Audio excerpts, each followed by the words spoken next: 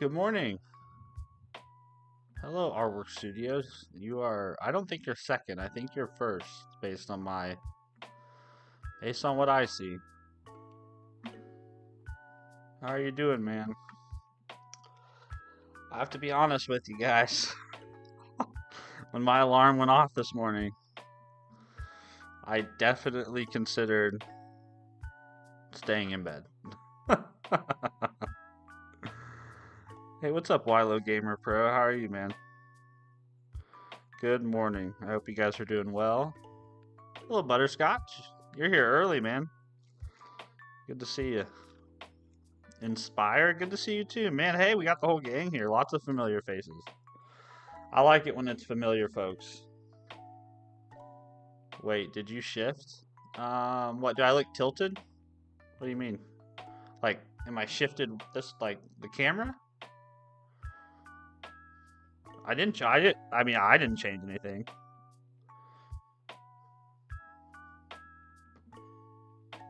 It's totally possible my kids came into my office and staying in bed is always an option. Just cancel the stream and go to sleep. Yeah. Yes, it is an option, but here's the thing. Here's the thing. If I tell myself I'm gonna do something, I need to follow through. You know what I mean? I think it's really important that, like, last night I was so excited to stream, right? And this morning I woke up and I was like, oh man, I'm kind of tired, right? But you can't do everything based on feeling. You can't live your life based on how you're feeling in the moment. You know, you've heard that quote that's like, fuck your motivation, follow the plan, or something like that. So that's. But I'm glad I did. I'm glad I'm here now. You know. No, the stream timings. Yes, I did. I did, man. I'm sorry, Inspire. So I changed the stream from like during the middle of my day to first thing in the morning. So literally, I woke up at 4 a.m. My feet hit the floor. I went downstairs, brushed my teeth, run a comb through my hair, get some coffee, and come to the office. And I did that primarily because I wanted to have streams that were just longer, like more than an hour. And this is the best time to do that. Gunheist, I'm excited to watch the stream. Well, I appreciate you, man. I'm glad to have you here. Oh, we getting up early? Yeah, we be getting up real early. Like 4 o'clock in the morning early.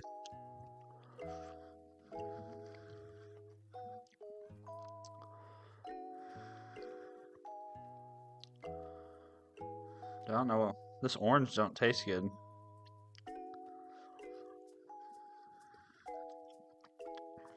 Yeah, gross.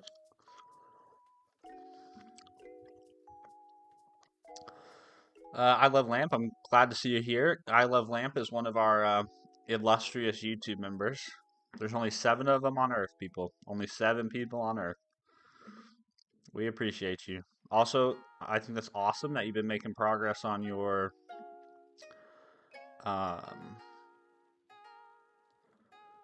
bot, on your command mic bot migration that you've been doing. That's awesome.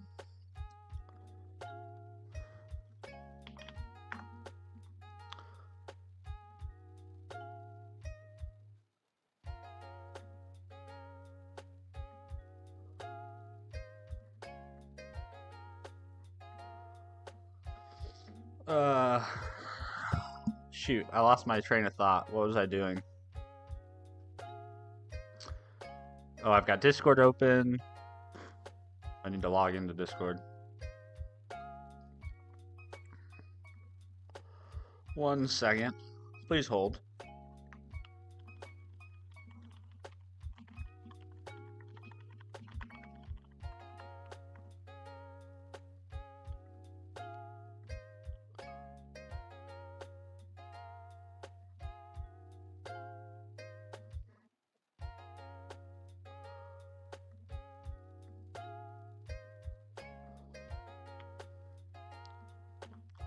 Please hold.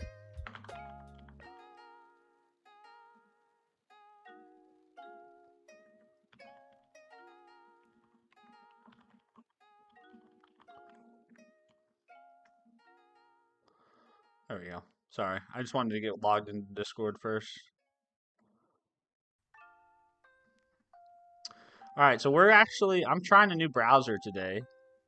So somebody on Monday, I think it was Monday's stream, somebody was like, "Hey, if you like Edge, you should try the Zen browser." So I'm gonna try using the Zen browser for a little while. I used it yesterday and kind of fell in love with the compact mode. So I mean, how clean does that look? No sidebar, no top bar. Just looks so good. So we're gonna give this a go. And apparently the Zen browser is based on Firefox or something. I don't really 100% understand the origins of it, but I appreciate it.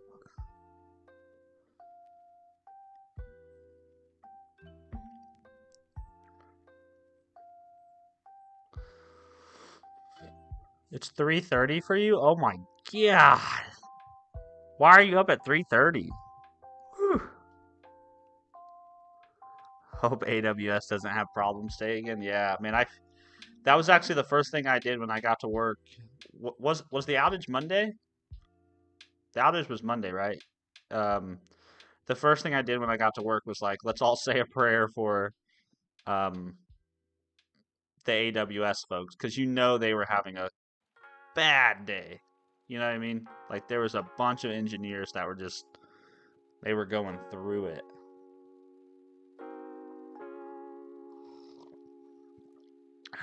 Yo, Zen is insane. You'll love it. Yeah, I'm really digging the compact mode.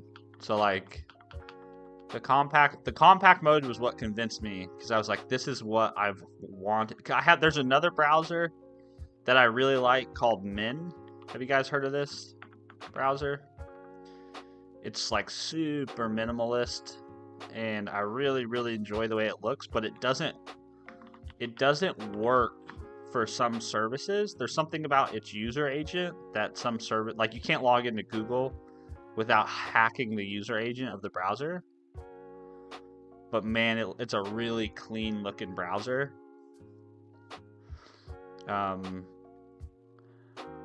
But Zen kind of recreates that for me, so I'm digging it. My plan is to try to use Zen for work or Zen for personal stuff, and then Edge I'll keep using for work related things for the time being.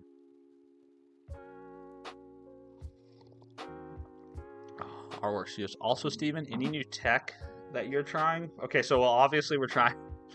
That's a really well-timed question, Artwork Studios. So obviously we're gonna try the Zen browser today. The other thing I wanted to do today was I've gotten a little burnt out with working on Casper. I know I need to work on it, but I just want I want to look at something else today in addition to working on this application. And I want to look at this new library. Actually, I have to give credit to Nick Chopsis. He was the one that introduced me to this library. It's called, what was the video called? Yeah, it's this one. Building the coolest console apps in .NET. So I watched this video, and in that video he goes over this library called actually, that's a really good question. How do I just type in the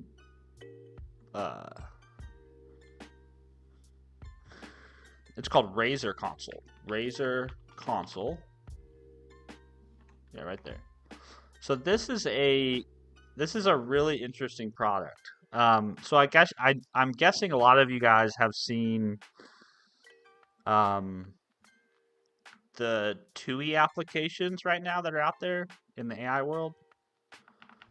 So, stuff like Copilot. This works. Yeah. So you've seen like these TUI applications that do all kinds of crazy stuff. A lot of them are actually building a lot of these TUIs are using web technologies, like they're using React, I guess, to build the interface. And so what Razer Console does is Razer Console uses Blazor. Not Blazor, Razer, which is kind of the .NET C# markup language. So it's like, think of like HTML meets C# type of experience. And you can use it to build like really cool looking GUIs with interactivity. Like you can render a button in the terminal that does stuff. So I kind of wanted to check this out,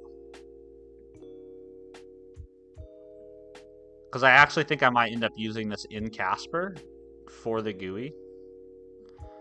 Or maybe I just use this to build something completely different. But I just love this idea of being able to use like markup, essentially, you know, C# markup to design the interfaces for 2E applications. So that's the newer tech, I guess, to answer your question, RWorks. That's some of the newer tech I've been wanting to look at.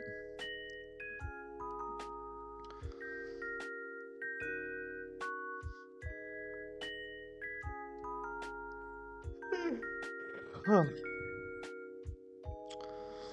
don't know, Lamp. I don't know why you're searching for free admin on Discord server. What does that just mean? Like you're offering your services as an admin on other people's servers?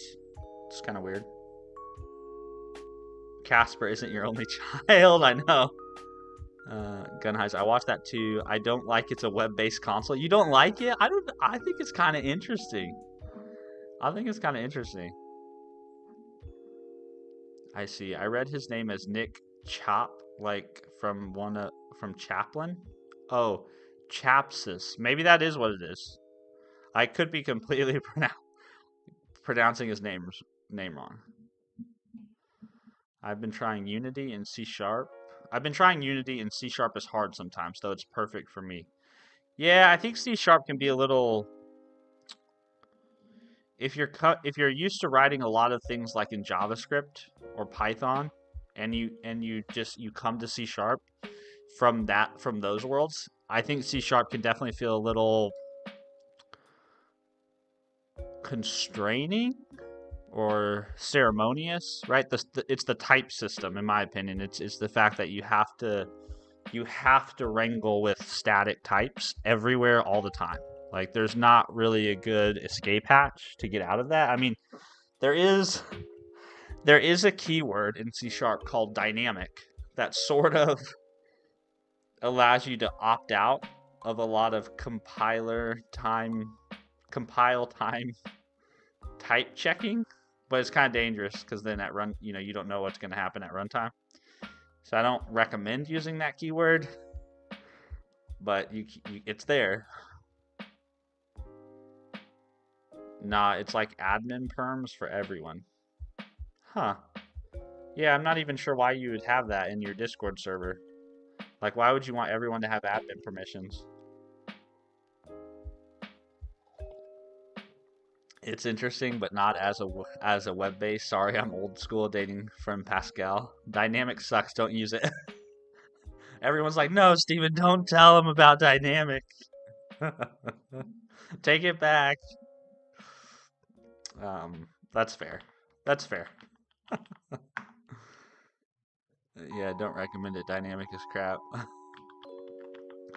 That's funny.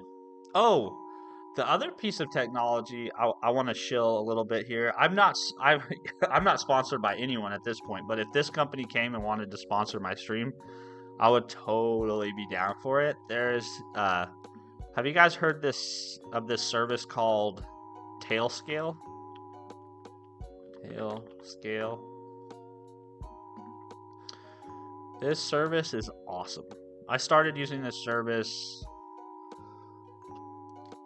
like 2 or 3 months ago. Maybe longer.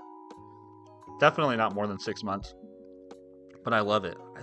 It's like the easiest VPN setup in the world.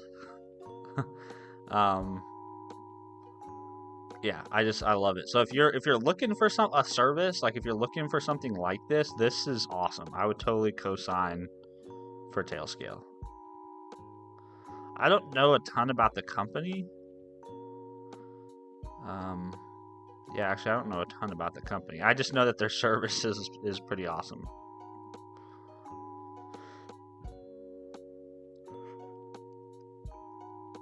Excuse me. Like I was setting up I was setting up my NAS access on my phone, right? So I could access these files from my phone. And then my wife was like, "Oh, I want to have access because there's a lot of, I told you guys this, but there's a lot of footage. Basically the main reason I got my NAS was to transfer a bunch of like family footage, family home videos off of these external hard drives and get this footage backed up in some way, shape, or form. And well, obviously, right, you can't. It's not really realistic to expose an SMB share publicly, right? You need to have a network. You really just need to be on the network that the drive is connected to. And so I put Tailscale on the NAS, and then I'll put Tailscale on my wife's phone, created her a Tailscale account, then invited her account to my virtual private network, and then just turned on the VPN on her phone, and boom, she can connect to the NAS. It took me like 5 minutes to set up. It was awesome.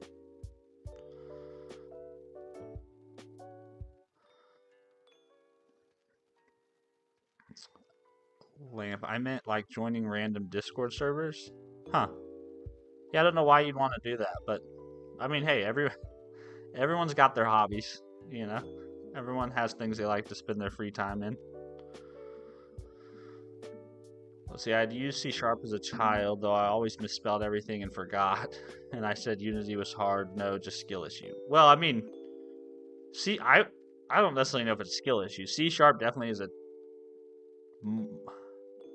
like if I was to put C# next to JavaScript in terms of ease of learning, right? JavaScript still takes the cake. So I don't necessarily think it's a skill issue. I think it takes more time, you know. Hello, Anoob. Which Anoob, you're JRE flashback, right? I'm trying to do a better job remembering everyone's alias accounts. You guys don't make this easy on me. I don't just have to remember one username. I have to remember like 5. I don't really use VPNs. I don't know why. I mean, it's not like a must, right? I mean, it's definitely not a must, but for exposing, if you're gonna self-host things, right? If you're gonna do self-hosting or like have a network attached storage device or something, having that ability to have a VPN and set it up like really quickly and easily, it's pretty awesome. Noob, yeah, nice. So Noob, tell me this: why you need 2 YouTube accounts? Like, is one for posting a certain type of content and another is for a different kind of content? Is that the idea?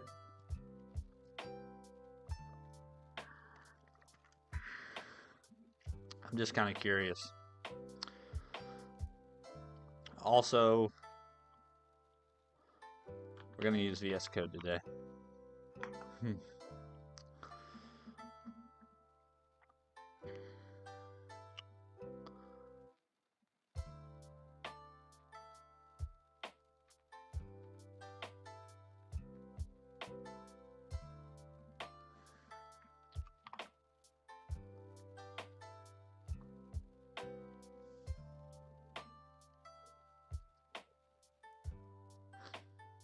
I think where we left off with this was I was in the middle of writing tests for Writer, which this worked, so this is great.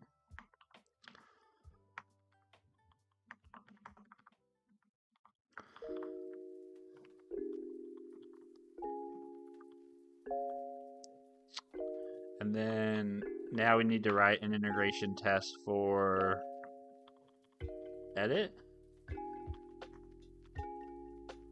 Yeah, for edit.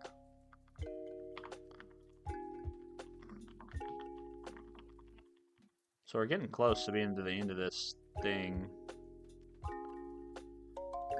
test dot integration dot edit public class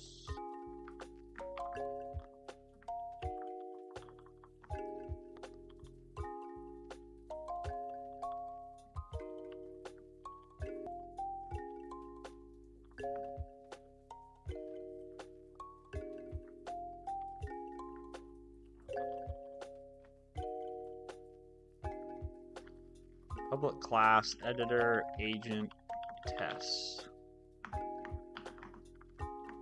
And then this has an integration test.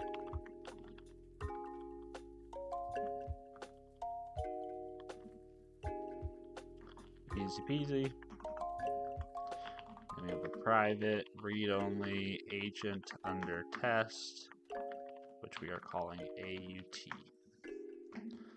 Oh no. Did I disconnect? See, it says error. YouTube is not receiving data.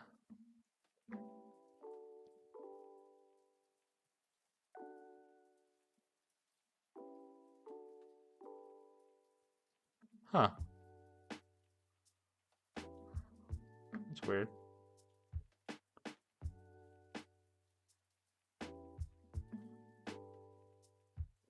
That's super weird. I got this warning in OBS that's like, YouTube is not receiving enough video to maintain smooth streaming. As such, users will experience buffering.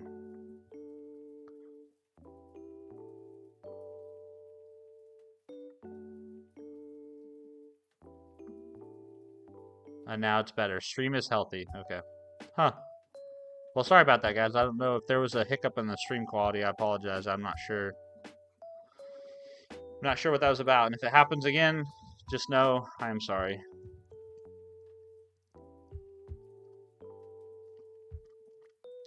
My dog just did a somersault. Nice.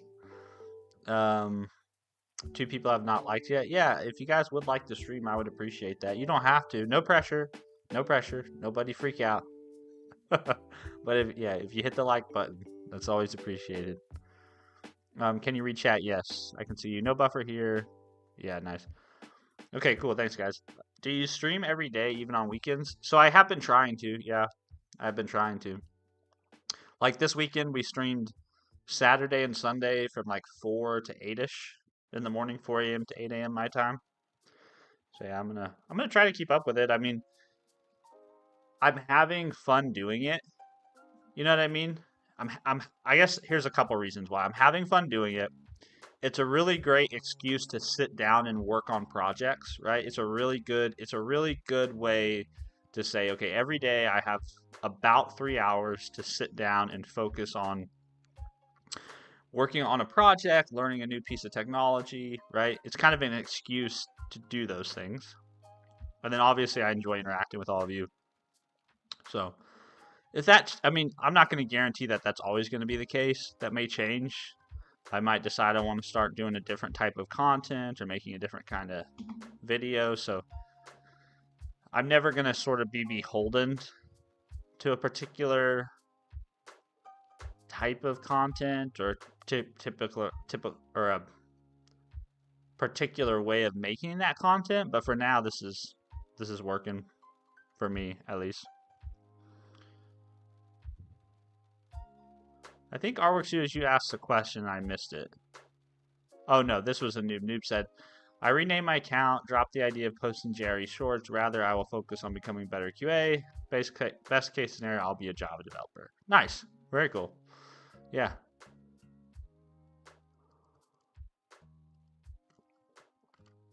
What are you drinking? Most days you drink stuff? Okay, so usually I have 2 things. So I always try to have two things when I come down. The first one is I try to get caffeinated. This is so that I can actually speak correctly and form like semi-intelligent sentences.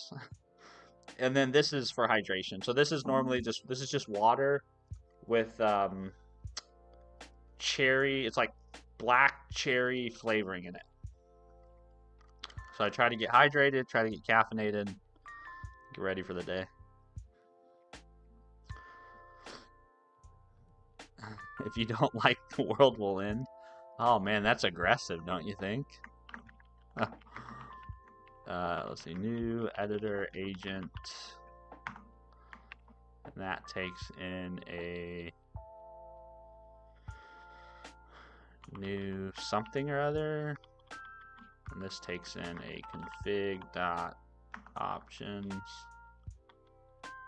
Config.Gemini options. How do I can never remember how I've done something in previous.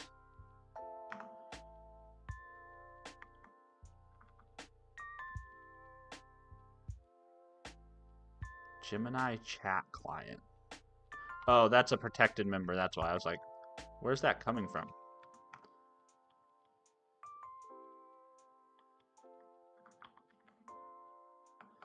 Gemini chat client.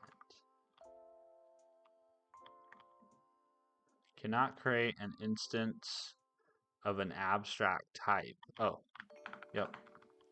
Don't need to new that up. Just need to pass that in. Yeah, so that Gemini chat client is coming from the inherited property from the integration test. So the integration test has the actual chat client in it.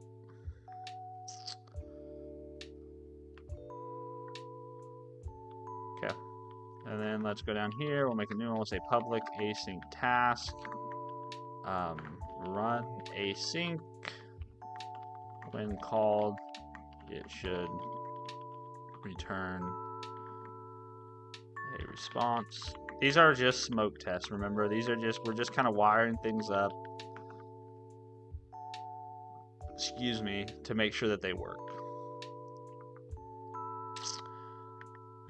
So var response equals await AUT run async. And then we'll say response should not be null.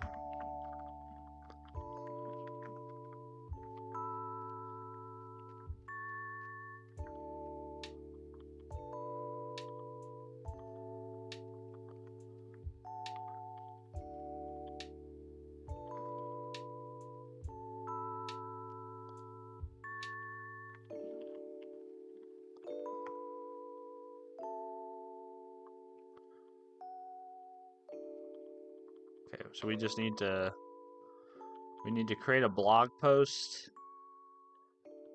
that we can use in our tests.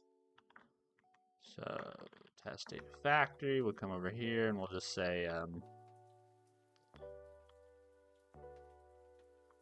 well, actually, I have a response that we can use.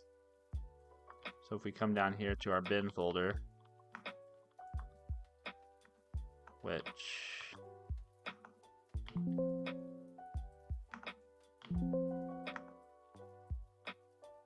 there we go. We come down here, we go into this guy, should be able to copy that, and then we should be able to go over here, go into the files, we can say blog post.json. Do you guys say JSON or JSON? And we can change this to be that and that. Format it.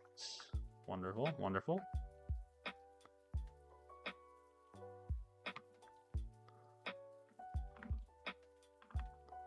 Editor. Oh, also, I realized I should probably make this a little bigger, huh? That's kind of probably hard for you guys to read.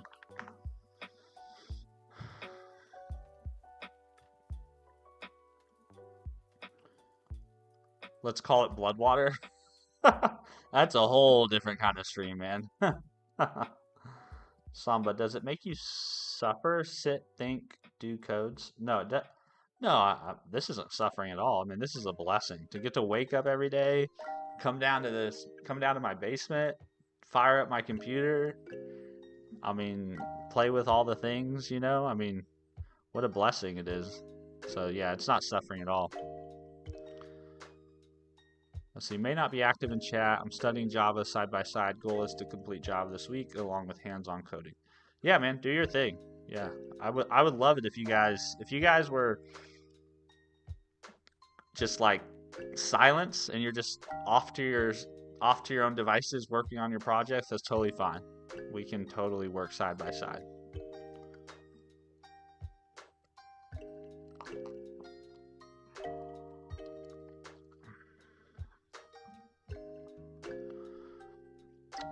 I will start Spring Boot and microservices. Yeah, microservices are kind of a pain in the ass, honestly. Like as a person who builds a lot of projects solo, I'm definitely not building things using microservices.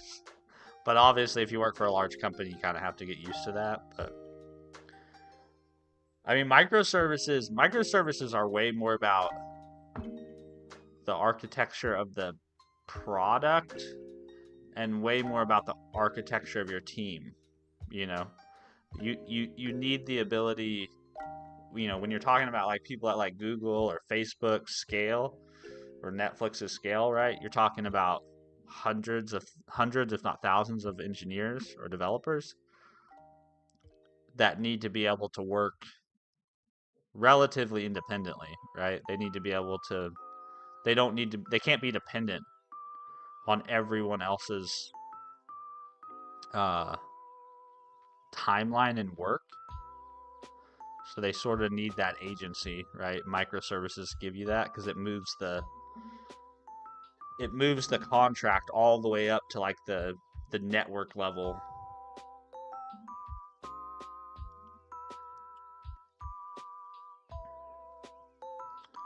I don't say Jason. We say Johnson. That's the first one. I've never heard anybody refer to it as Johnson. A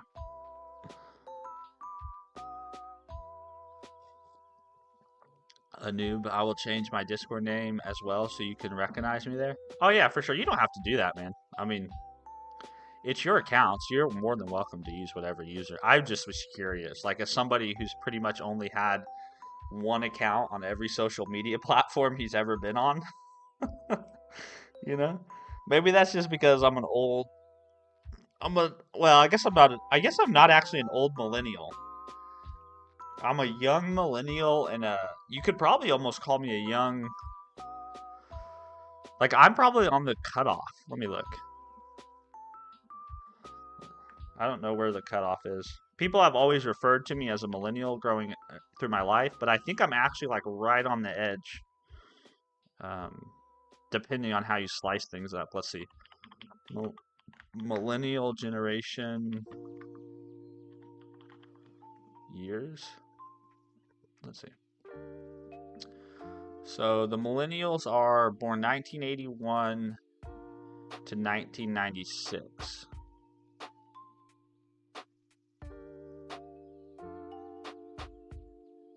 Yeah, 1981 to 9. So I'm right on the edge. I'm 3 years. So I'm a young millennial, but I almost could be considered an old Gen Z. I'm like right here. My brother was born in 95, so my brother is literally Gen Z / millennial. Although I've seen different dates for all these things. In the past when I've looked this up, like what does Wikipedia say? Oh no, this Wikipedia has the same dates, 81 to 96. But yeah, maybe that's why I haven't made a bunch of burner accounts is because I'm a millennial. Also, why does Wikipedia not have a dark mode yet? Or do they? Do they have a dark mode? And I just don't know how to get to it?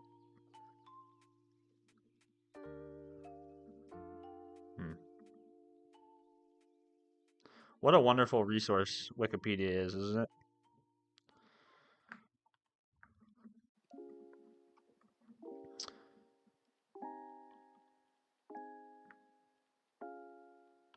Test data factory. So we're going to come down here. We're going to have much the same public static async task blog post, test blog post. I actually, you know, I could actually probably cache this, right? Instead of reading this from the disk every time, I could probably actually just read it from disk the first time and then cache it for subsequent. I'm not sure how big of a performance benefit that would be, but let's see, we would blog post .json.johnson, blog post .johnson. That's got to be the funniest. JSON serializer deserialize.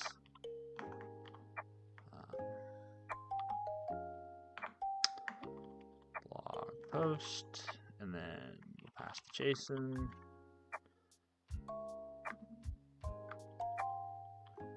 Pass the John. That you got to be careful with that one. Pass the Johnson, please. The internet is liable to.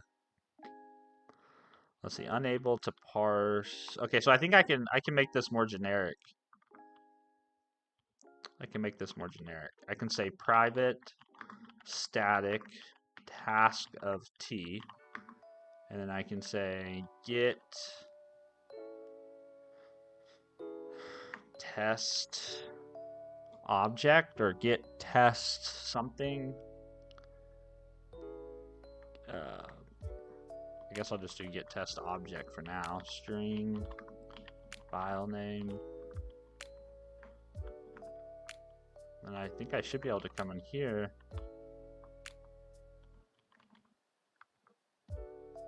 and say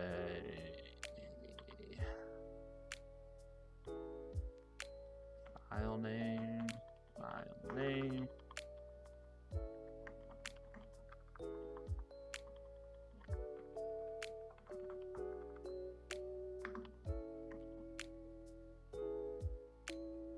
But I think I can do JSON type of T. Can I do that?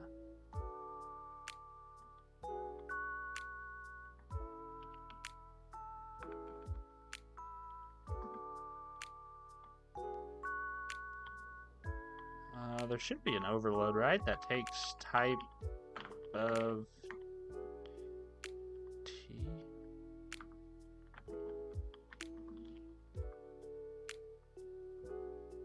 How do I do this? Gemini. Generic method in C# to deserialize. Deserialize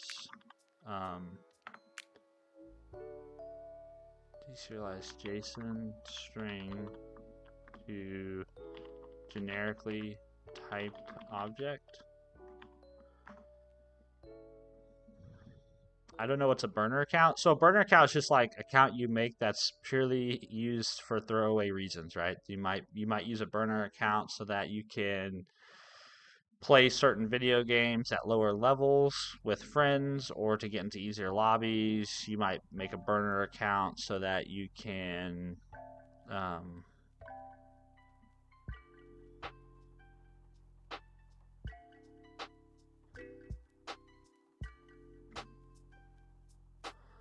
sorry, I was reading Gemini's response.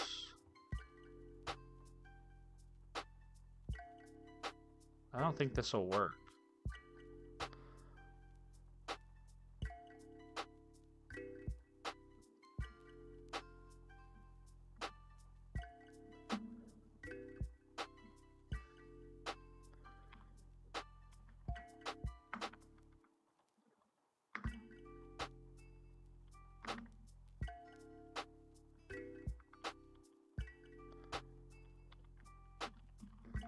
Oh, yeah, well, okay, cool.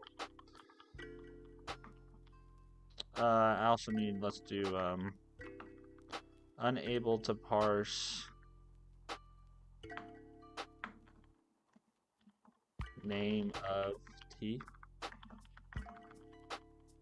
So then we can come up here, instead of repeating all this again and again, we can just say await get test object. I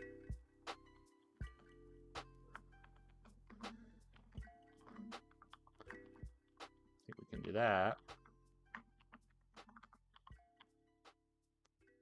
And this guy's complaining because it's going to need a generic type, I think.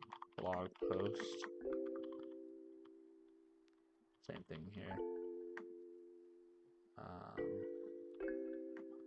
We'll delete all that. Go here. Yeah, or like you could use a burner account for, you know, you can even use a burner account for blogging. Or not blogging, streaming. Right? So you could use it to get yourself away from using your real account while you're streaming. But it's basically just an account you make for throwaway reasons. Why is this complaining? Oh, because this needs a research brief. Research brief. Wonderful, wonderful. Then we'll go back to our editor test. And we'll say var blog post message equals test data. Await test data factory dot test blog post message.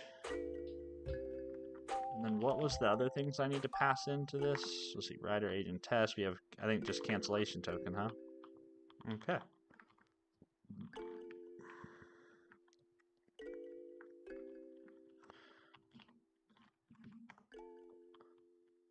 Cancellation token is test context dot current dot cancellation token.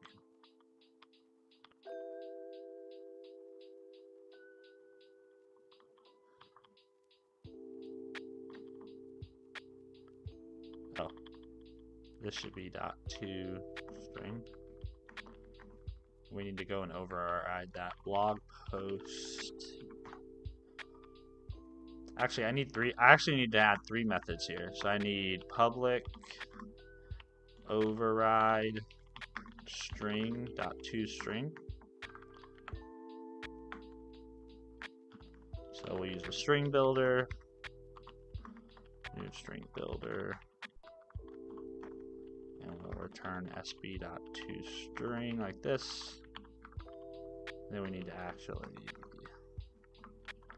this is where I'll turn on Copilot, because Copilot will save me some time. So we'll say title.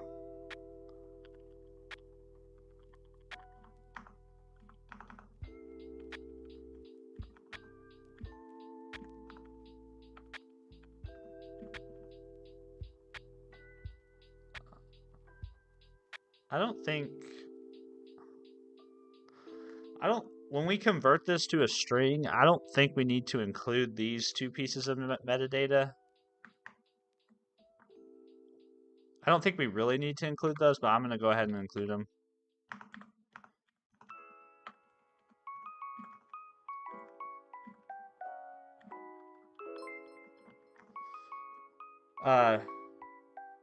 Toiga, I think is how you say your name. Thank you for the subscription. I appreciate that, man. No way Steven just said that. Yeah, well, hey, man. Words. Oh yeah, then I created hundreds of burner accounts for the sole purpose of API. Yeah, I mean, there's an example of using burner accounts, right? Maybe you just want to forever use the free tier of a particular service, so you just. Although I think for a lot of services, that probably violates their terms and conditions, right? So you got to kind of, if they find out you're doing, I don't know how they would find out you're doing it, but if they did, then you're kind of risking like permabanning.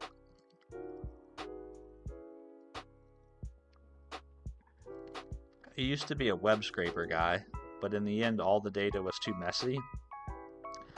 Yeah, that's actually I would be very interested to hear about the data operation behind these large language models. That's not something I've heard a ton about, but I would love to hear from the teams at Anthropic and OpenAI and Gemini or Google, I guess. Um, like I would love to hear from those teams about how they go about how they go about acquiring the data, which is probably a closely held secret at this point given all the lawsuits. But I would love to talk to somebody about like what does it look like to first collect it, right? And then to your point, once you've collected it at Artwork Studios, you just have a hodgepodge of messy unstructured data. So what does it look like to then translate that to a schema for the purposes of whatever you're doing, in this case training an LLM? And then how do they go about cleaning it? How do they go about removing outliers from that data set, right? Well, how do you identify what's an outlier in unstructured messy data? That would be very cool. I'd love to hear about that. Someone can make a documentary about that. I would very much appreciate it. Well, that actually makes me think of a story I heard. I don't know if this is actually true. I hope it is, because it's a funny story. Apparently, early on when they were training, I think it was OpenAI, and I think it was Chat GPT-2 when they were training it. So OpenAI Chat GPT-2 M.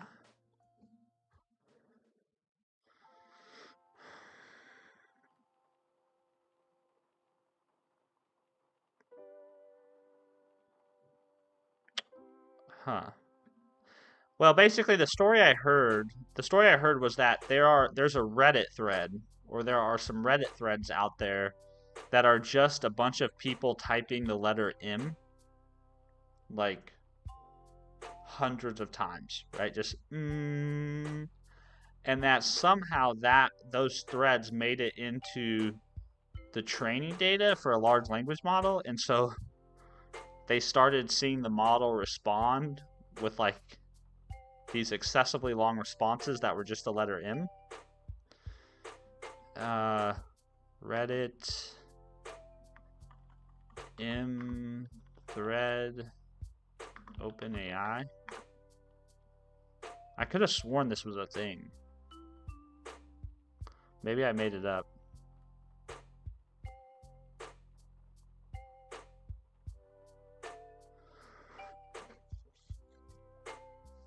Maybe I don't know. Maybe I made this up. I can't remember where I heard about this.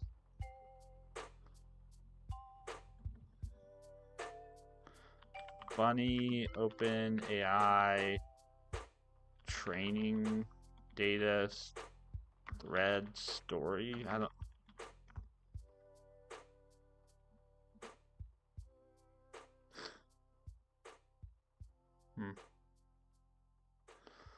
Yeah, I don't know. Maybe I'm no better than an LLM and I just hallucinated this.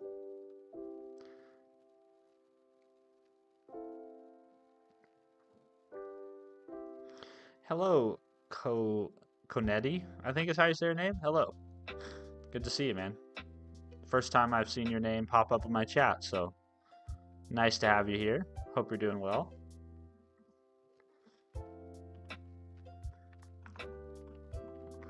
Public string to mark down. Yep, to mark down.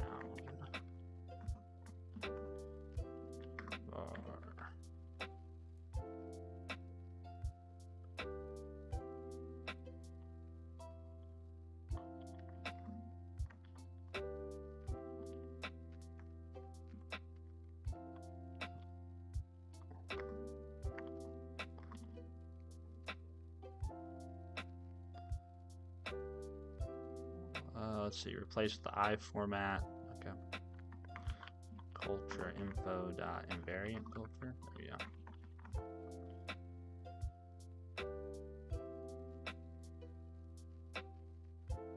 I feel like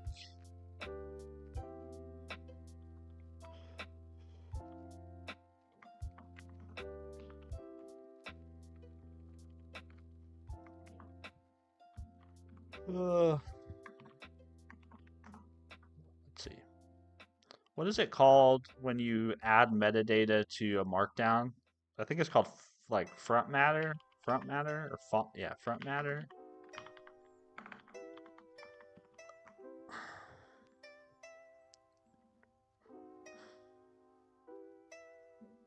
Yeah. So let's go.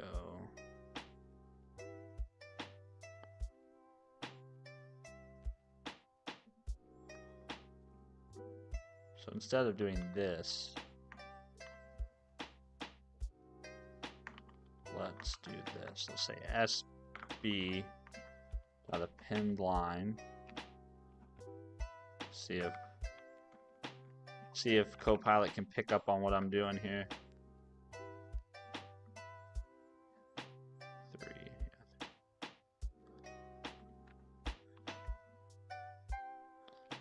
SB append line.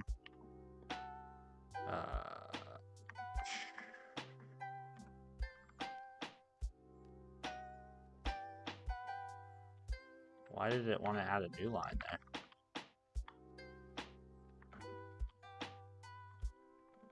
That's kind of weird.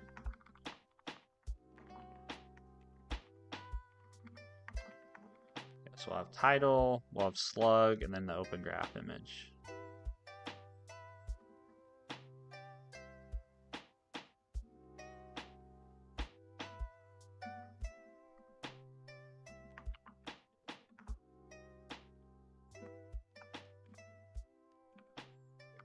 And then append another line. There you go.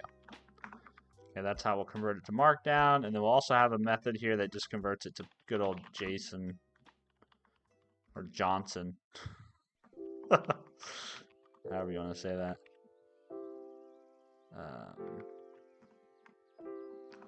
We'll say return JSON serializer. Serialize this. Keep it simple. Keep it simple.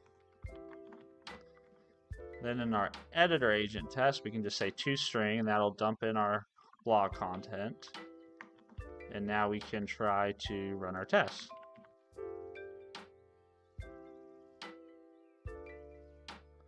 So I'm expecting this to work. Oh. Need to add the fact attribute.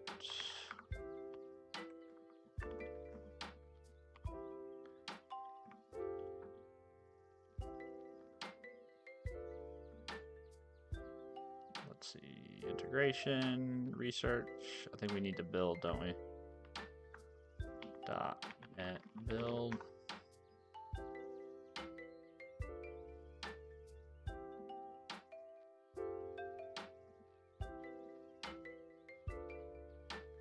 There we go. Good sir, what about you, sir? What? Are you asking what? Like, are you asking what I'm about? Is that what you're saying? I've never had anybody ask me that. Or at least I've never had anybody ask me in that way. Excuse me. If you're new here, I am a 32-year-old dad of 2, happily married. I live in Kansas City. Oh, I should probably actually pin the message, shouldn't I? Let's see. Good morning. I'm getting my day started. With some coffee and code.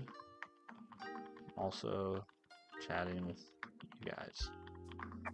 Plan today is to work on the agent project, look at new library,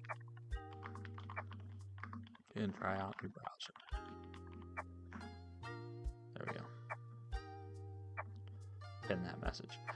Well, where was I? Yeah, so 32-year-old dad of two, happily married. I live in Kansas. I work as a quality engineer. In my free time, I like to do web development slash back end development type stuff. Drink a lot of coffee, and my channel is primarily just focused on me sharing whatever the thing is that I've been working on lately, learning, working on. Sometimes I make videos. Mostly I make a lot of shorts. I basically stream and then clip up my stream into smaller videos, and I post those. But occasionally I'll make a kind of a longer format video when I have something to talk about or something to share.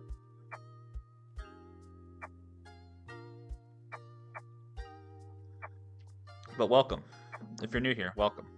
Also, if you're new here and you want to join my Discord, I do have a Discord. If you go to https://discord.stephenfreeborn.com, you can find me there.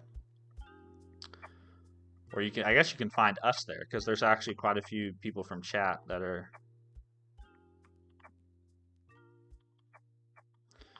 Alright, so we should have captured a new response.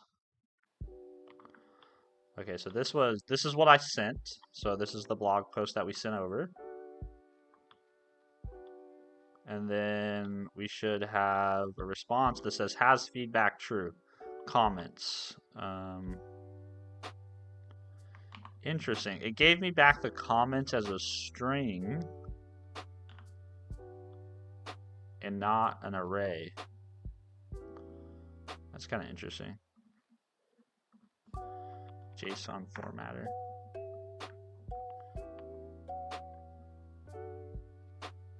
Let's see. Original snippet. The core thesis is simple.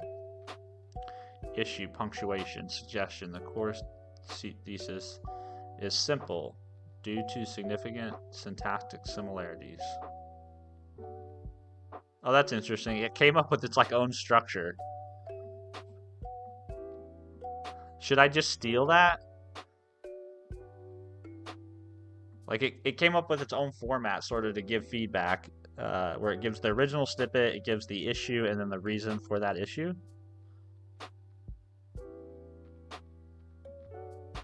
That's interesting. So why didn't it give me back? I thought I had that properly typed. Do I not have that properly typed?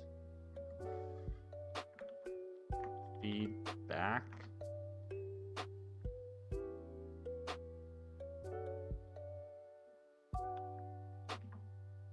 Editor agent response. Oh, yep, that would explain it. Well, that's interesting. Should I? Maybe I should just lean into the model the way it structured that response.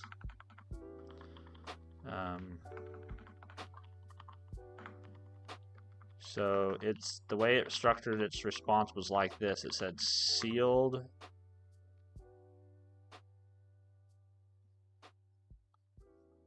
Yeah, sealed record.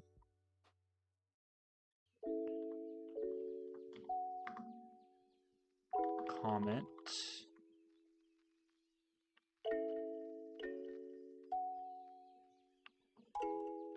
And it said, the first thing was original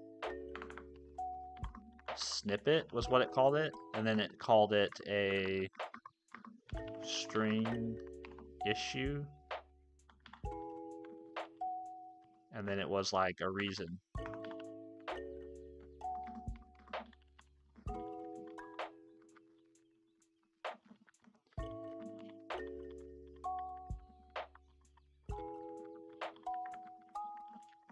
See you, Artwork Studios. Have a good day, man. I hope you have a wonderful, what is it, Wednesday? Yeah, wonderful Wednesday.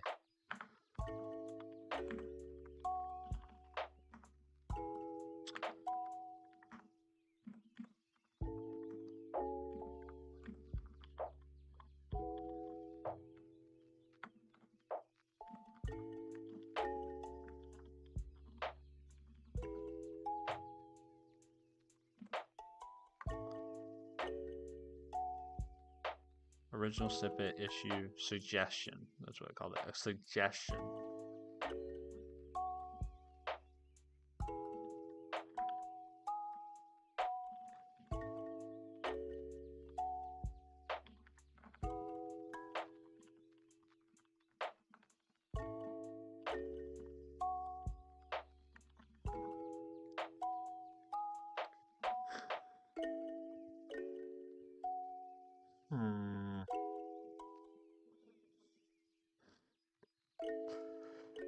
Excuse me. Big yawn coming through.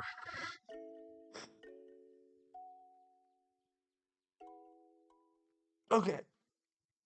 But that also means we need to fix our feedback class, because now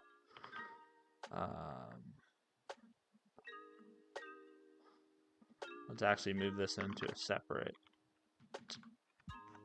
file.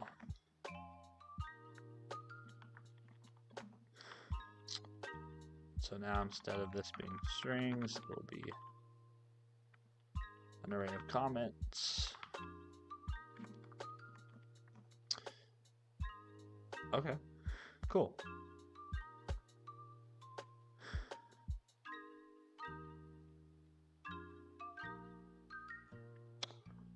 Yeah, cool. So let's go back and run our tests again. Editor, agent, tests. Let's run this again. Should take a minute. I'm actually kind of realizing that one of the flaws I made in the way I architected my system here is I'm actually going to need different system prompts depending on what the agent's doing.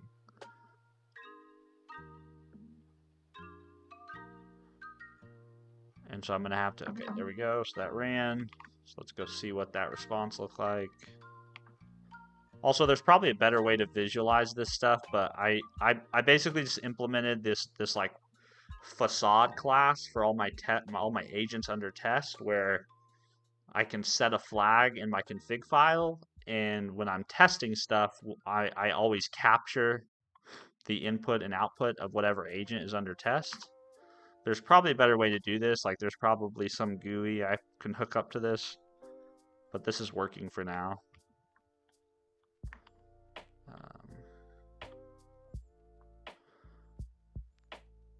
Okay, very cool. Yeah, so this is what this is the feedback.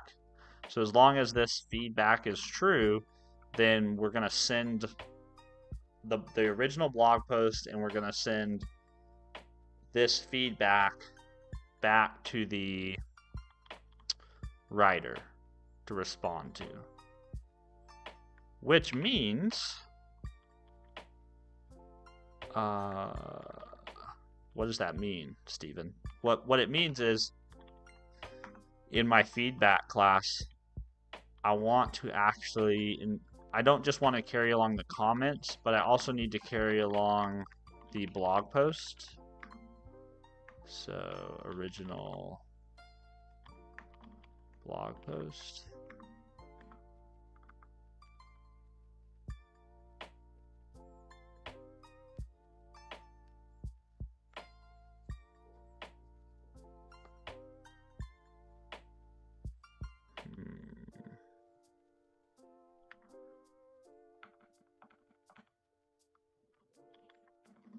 I don't think this shouldn't really ever be null, but I'm just going to give it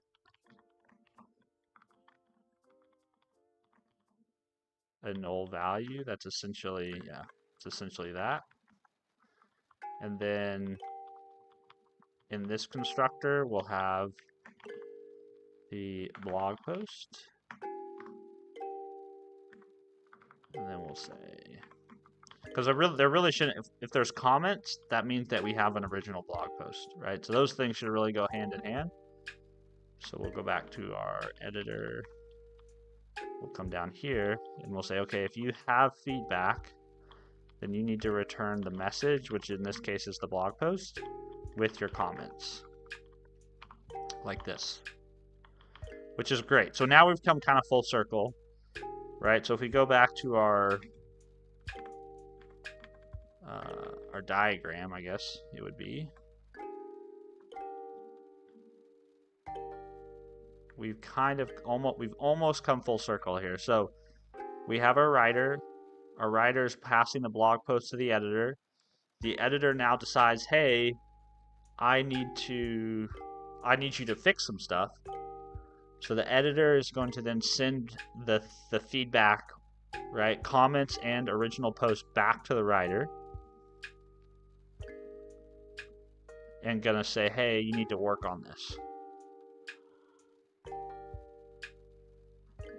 you need to fix this. So how we do that, right, is we're going to have rider. We're going to have to implement a different handle method. So right now we just have this one handle method, and all this handle method does is it deals with a rider brief. But we need to implement a handle method that takes in, so we need to implement a new iMessage handler that takes in feedback. And then it needs to produce, what does it need to produce?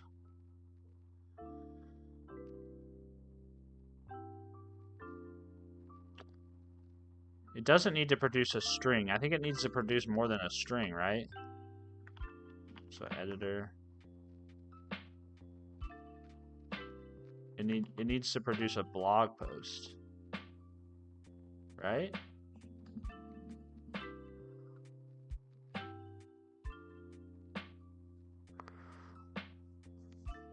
Why doesn't my writer produce a blog post?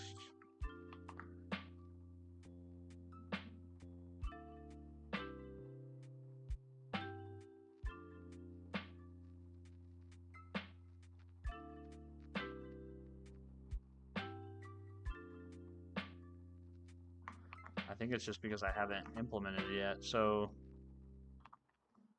we need to say writer res, and then we need to say if writer res is null, then we will say return result.fail, like that.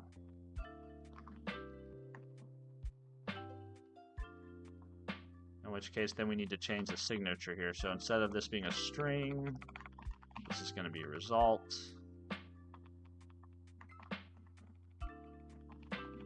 That's what we're looking for.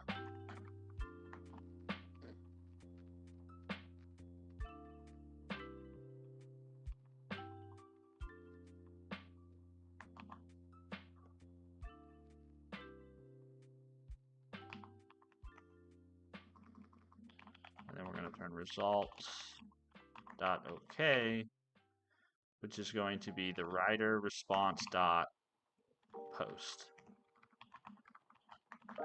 Like that. Okay, but now, so now our writer is passing the result, which is a blog post, to our editor. And so our editor will handle a blog post. Actually, we should handle a success blog post.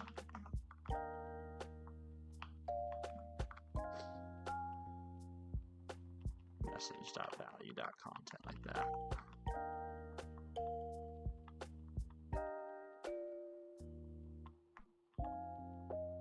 And actually, this can be toString. This. And then this will be message.value. Okay, cool. So now we have writer going to editor. Now we need to do editor going to writer. So if the editor does fail, the editor is going to pass a feedback object back, which means in our writer, this is where we need to implement a new iMessage handler, which takes in feedback and returns a result.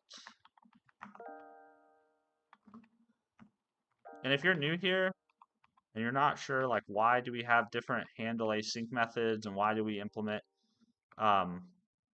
it's kind of a long story, but the short story is we are using a new framework from Microsoft called Agent Framework. And they have this idea of a workflow. And the workflow is built around this idea where you have basically classes that represent execution. And those executors, your nodes in your workflow, can sort of do arbitrary things. And they can respond to different they can respond to messages carrying different types of data, and based on that type of data, they can respond differently to it, right? And you just have to handle a message handler method, or handle async method to deal with that type of message. It's a pretty cool framework. If you're interested in building agents, particularly if you're interested in building them in .NET and C#, you should go check this out. The link to the repo is in my channel description. Or not channel description, stream description, video description. I don't know what you want to call it. Hey, Stefan, what's up? We got another one of our illustrious YouTube members here. How are you doing, Stefan? What do you think about my PDF? I think your PDF's great, man. Sounds like you have a solid few weeks of training ahead of you. Did you, I'm curious, did you have to write that paper for like school or something? Because it almost comes across like the way you cited your sources at the bottom, it almost comes across like a research paper.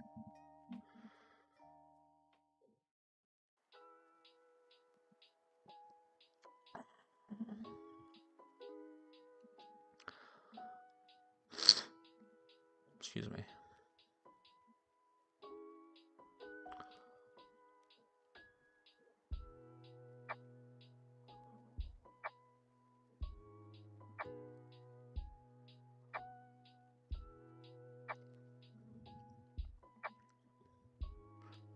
Nope.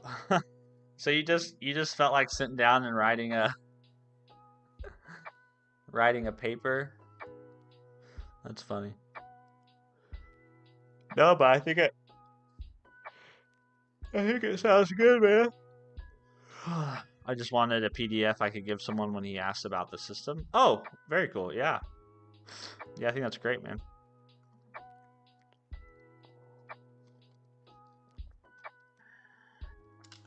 It's always nice. It's always nice to have a plan, you know, when you walk into the gym. What do you think about the system after reading it? I think yeah, I don't think there's I don't have any critiques. I mean, it is, if your goal is to get stronger, I think you're moving in the right direction, you know? You are more knowledgeable than me in this field. Well, if you've read Dr. Schoenfeld's work, and you've read the work of Zastroysky, is I think I don't know how you say his name, but if you've read those guys' work, you are well informed, man. You have gotten it straight from the horse's mouth. Both of those guys are incredibly smart and intelligent human beings. They know that field better than I do. So if you've read their work, you're on the right path, my friend.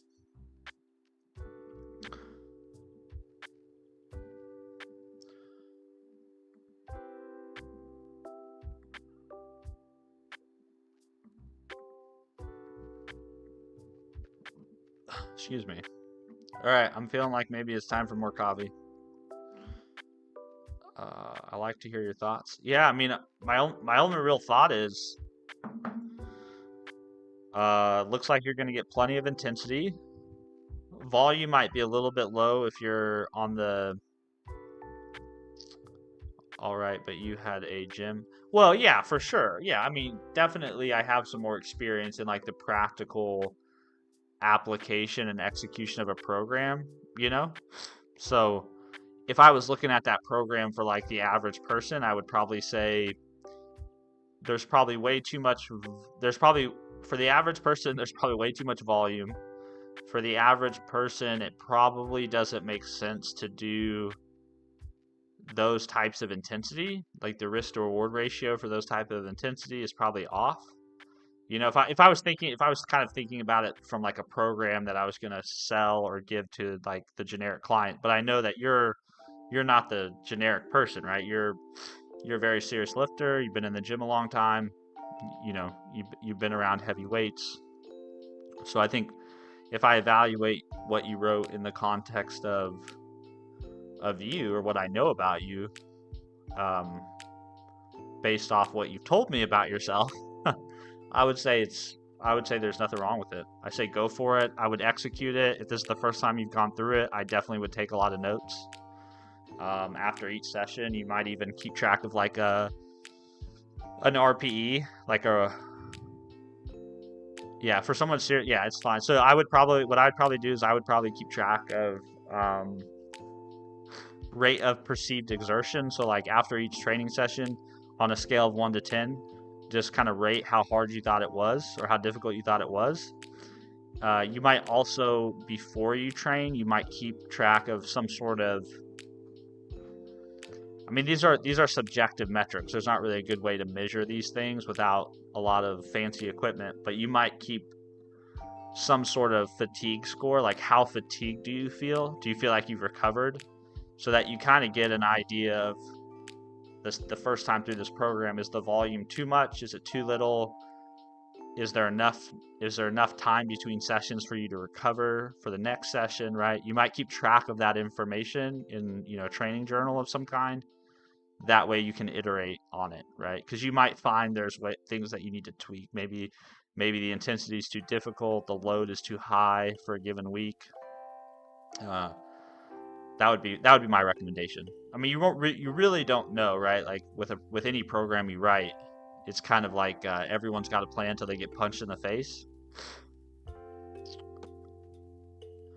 You know what? All the sessions I feel like I'm not going hard enough. Like when I finish, I feel like I could have done more, but that's just me being hyperactive. Well, I would just keep note of that. Like stick to your plan, stick to what you put on paper, but keep track of that, right? And then when you get to the end of the session or the end of the program, also for those who maybe are confused about what Steph and I are talking about, I like to write code, but one of my passions is lifting weights and fitness. I was a personal trainer for a long time and owned a gym. And Stefan also likes to lift weights and likes to train. And so we're talking about a program that he wrote for himself. What was I saying? Oh, I was saying keep track of that stuff, like how you feel right now where you're like, I could do more. Once you get to the end of the program, then reassess. Like, did you get to where you thought you wanted to be at the end of the program? Like, did your lifts go up, or whatever that goal was that you set out? Which right now, to me, it seems like the goal is to get stronger, right? So you should see your lifts all go up. If they all went up, I wouldn't really change anything. Like, how awesome is that you left every session feeling good and that you could have done more, but you still adapted and you still had enough adaptation to achieve your goal. Like, that's a pretty good program. And then I would just run it again until you get to the end of one of these cycles and your goal wasn't achieved, right? Then okay, I've got to change the stimulus. But if that's like one of the things I miss about being a newbie in the gym, right? When you're a newbie in the gym, stronger, more, yeah. So then I would measure those things, however you're gonna, whatever goal or measurement you're gonna use for that, and then make adjustments in the program. But don't try to make adjustments while you're in the middle of executing the program. That's the thing I see a lot of people do, is like they will just like completely go off script. It's like they get to an end of the workout, they were only supposed to do, let's say you're only supposed to do 10 sets of something. They get to the end of a session, they're like, you know what? I could do a lot more. And so then they end up doing 20 sets, right? So stick to the plan while you're in the plan. Run the plan to its conclusion. And then at the end of the plan, reevaluate. But what I was going to say about the newbie, right? Being a new person in the gym, one of the wonderful things about it is you can basically do anything and you see progress. It's like one of the best parts about working out. So if you can find a program that's like that, where it's like, man, I feel like I'm doing not enough, and yet I'm still getting lots of progress. In my opinion, that's the sweet spot. That's the sweet spot. The goal is, and I think that's hard because so much of the gym culture is like, you got to wear yourself out. You got to tire yourself out. You just got to, you got to be exhausted at the end of every session. But that's, when you work out, when you train, the goal isn't being tired, right? The goal is to drive whatever adaptation you want, whether that be being stronger, having more muscle, being able to run longer distances, whether being able to run faster for shorter amounts of time, whatever that the desired adaptation is. The goal of your training is to drive that adaptation, not just wear yourself out arbitrarily.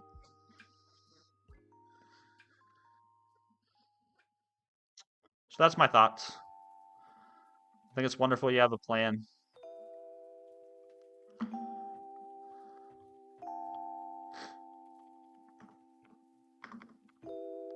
Hi, sir. How is Comment in OpenAI browser? So I haven't tried Comment, and I have not tried. What did OpenAI call their browser? I'm guessing some of you watched that live stream. I watched a part of the live stream yesterday. What was it? It was wasn't Comment. I want to say it started with an A. Atlas. OpenAI Atlas. I'm pretty sure that's what they called it. Yep. I haven't tried it. I don't really use a Mac, and right now it's only for Mac. I do have a MacBook Pro, an older MacBook Pro that I could probably put it on, but I haven't tried it beyond just watching the live stream and seeing the demos. I mean, I think we all kind of knew it was heading this way, right?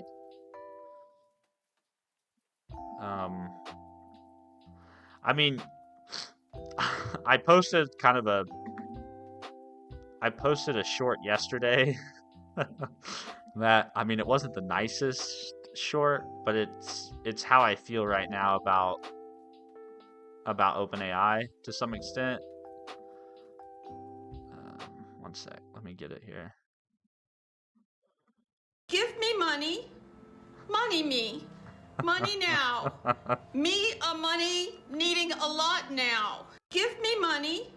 So if you don't get it, basically my thought on OpenAI right now is that they have raised so much money, so much capital, right? That they basically need to generate revenue that approximates like the GDP of small countries at this point to try to see a return on the capital they've raised.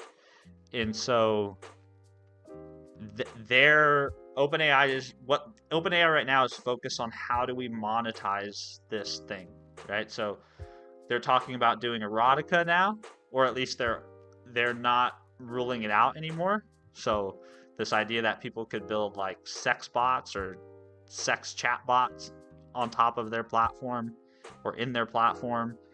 They're adding the ability to make purchases through their platform, right? So obviously we know the porn industry is like a multi-billion-dollar industry.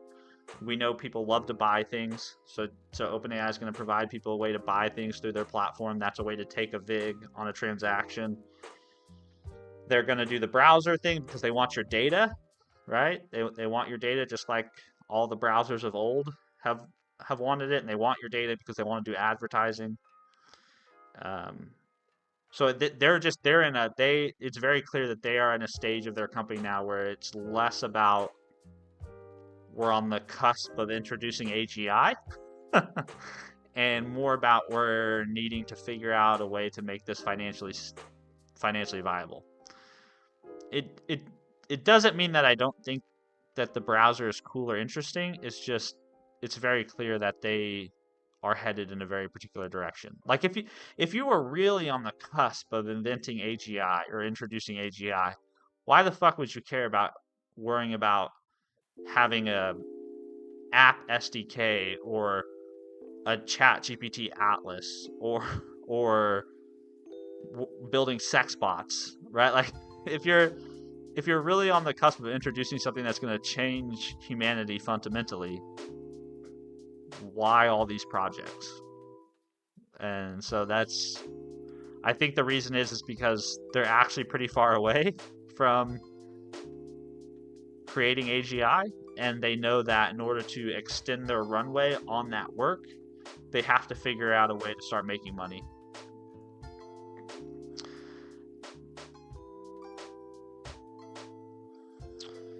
See you, Stefan.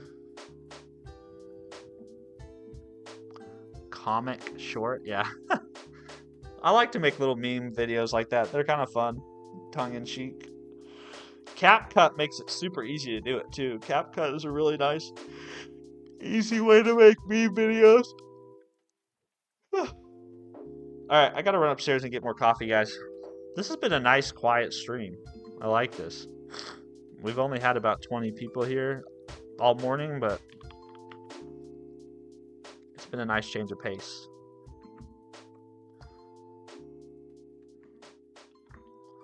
Split pane up. Also, I'm in the process of copying things over from my external drive to my NAS. This job has been running forever. This job's been running for like 24 hours, basically. I've got to do this 3 more times, too. I looked it up, too. I was like, man, is there something wrong with my connection? But apparently, this is sort of the max speed that you can get transferring data from an external hard drive via USB. So I'm kind of stuck at the moment. Not that you guys really care, but be right back. Went to get coffee. And if you guys need to go, you guys don't want to stick around and wait for me to get back, I totally get it. But I will be back.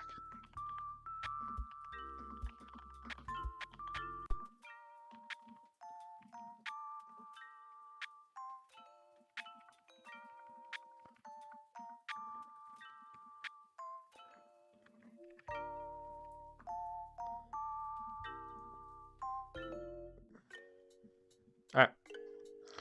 If you guys need coffee too, this would be a good time to go get yourselves some coffee, get a refill, stretch your legs, do some push-ups. I'll be right back.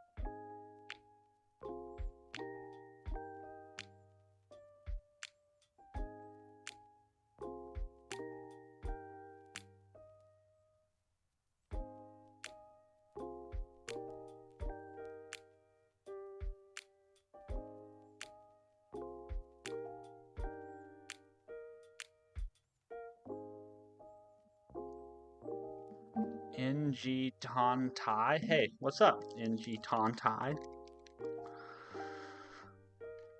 Sorry, it always takes me longer to get my coffee than I think it's going to. Alright, I'm back.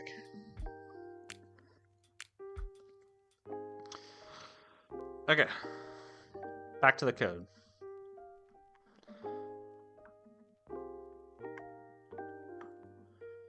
I'm gonna work on bot for real now. Yeah, man, do your bot thing. Do your bot thing. I actually want to. That's actually another project that I want to come back. We built a Discord bot on stream this year, and one of the things I want to do with my Discord bot is I want to hook it up to an LLM. Like I want to hook it up to like the free tier of an LLM, you know? So it's like not just going to be like unlimited token usage, but I want to have my Discord bot be able to respond, you know, with like a personality and a persona.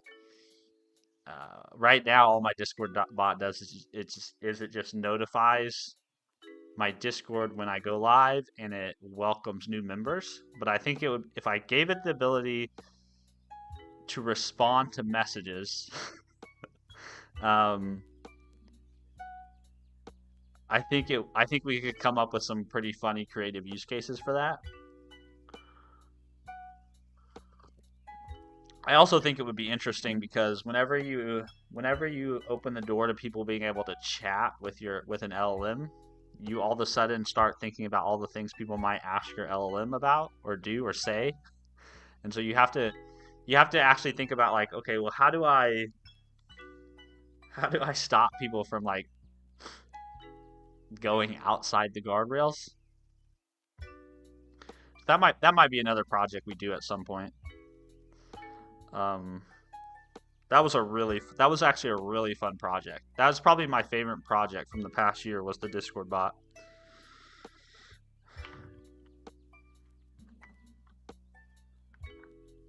Whoops. I called it Steve's bot.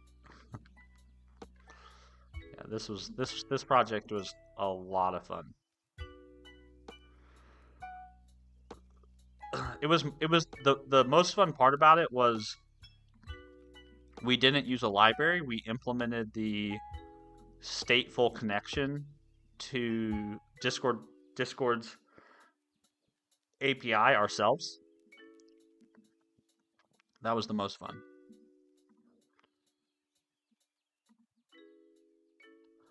And now when I go back and I look at this code, I think, what? I totally understood what we were doing in the moment, why we were doing it. But now I go back and I look at it and I think, wait a minute. Why did we do that?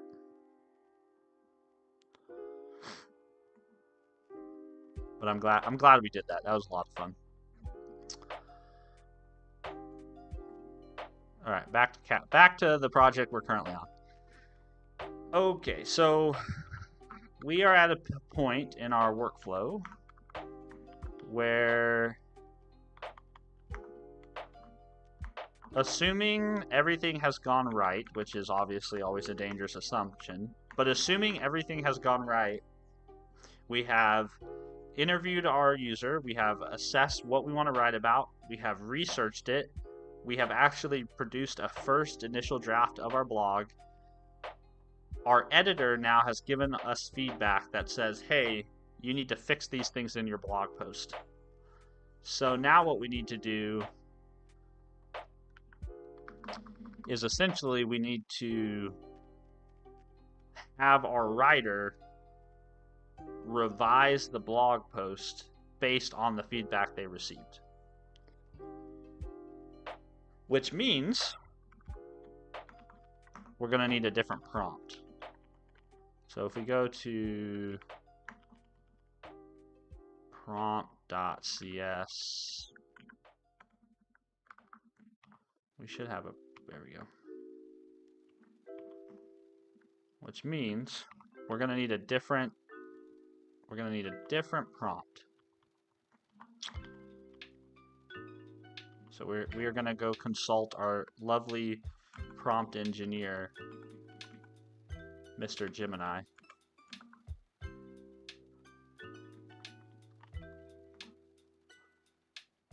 let's see, I'm building an agentic workflow. This workflow involves asking an LLM to write a blog post. Then that agent hands the blog post to another agent that is asked to edit it.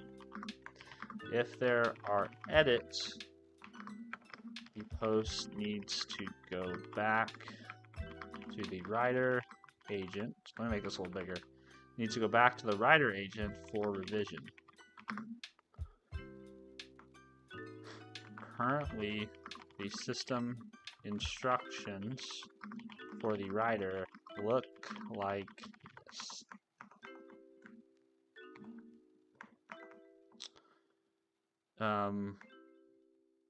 How would you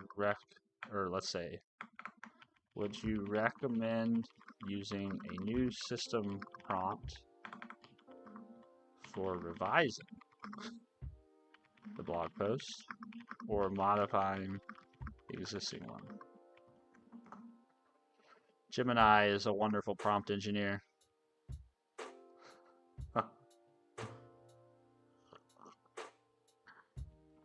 This is the part of building with AI that kind of doesn't interest me, though, honestly. Like the prompt engineering part of it, just it's not interesting to me until you get to a point where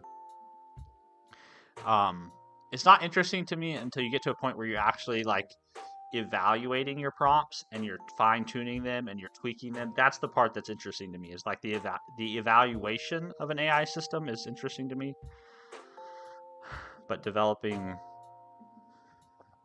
prompts is not the most interesting.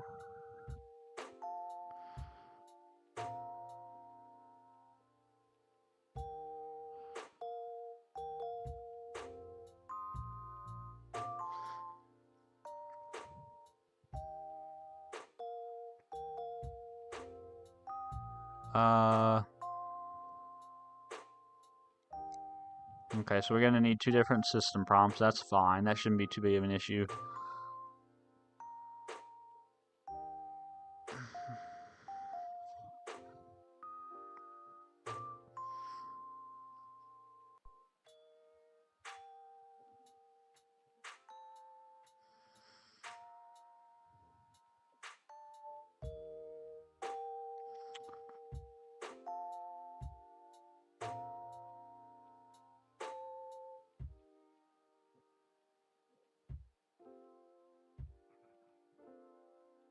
I don't think I want to return the original brief. Let's see, revise a prompt so that we aren't including the original briefs, just the previous draft and feedback. Please be aware that the feedback looks like this.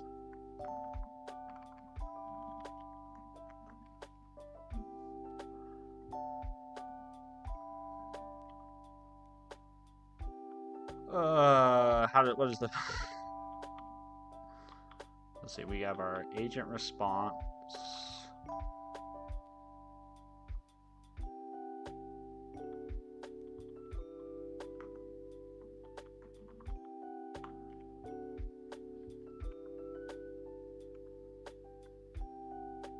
Please be aware the feedback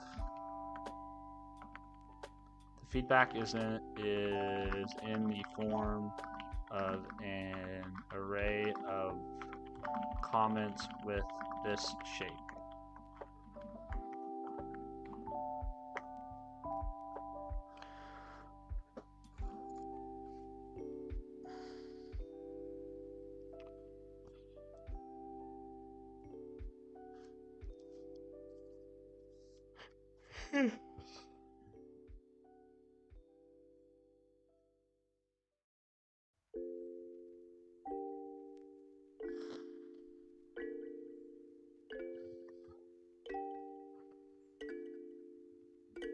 Yeah.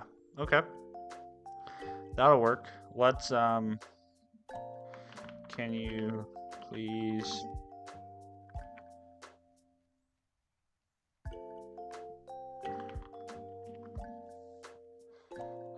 excuse me, can you please put that prompt in markdown format in a code block I can copy? Doesn't the Zen browser look good? Like, I love how like I love how there's no like top bar, sidebar, and I like the fact that it's easy to toggle in and out. It's a good looking browser. It's a good looking browser.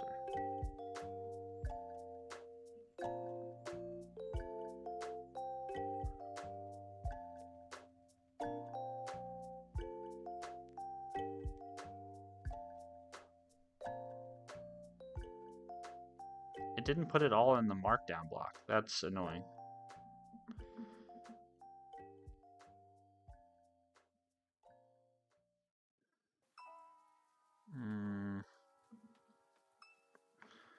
You didn't put the whole prompt into a code block. Try again.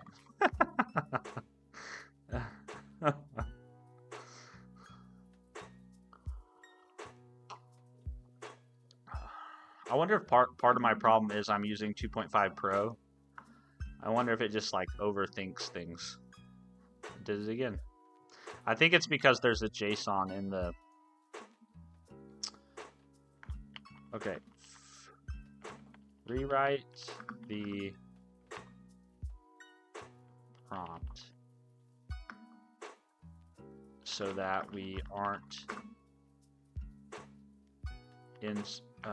rewrite the prompt based on the assumption that we are not dumping the feedback into the conversation as JSON. Instead, it will be inserted as text.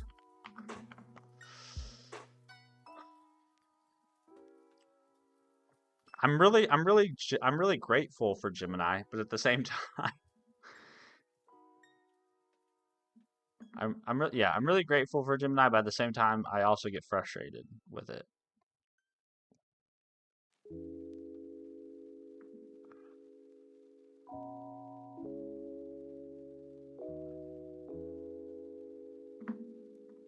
Okay. I think this will work. So let's go back to our code.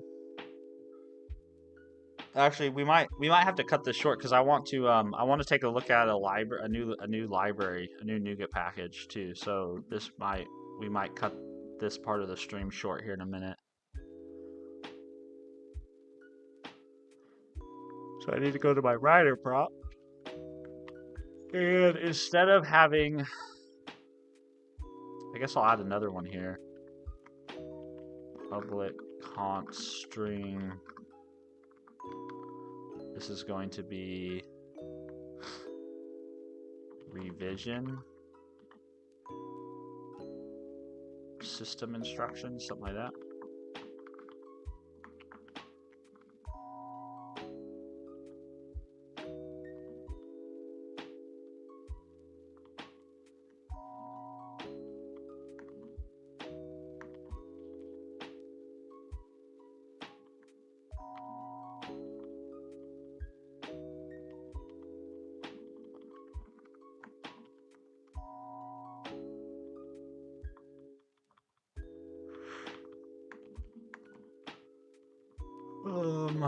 Let's see, what do I want to do with this?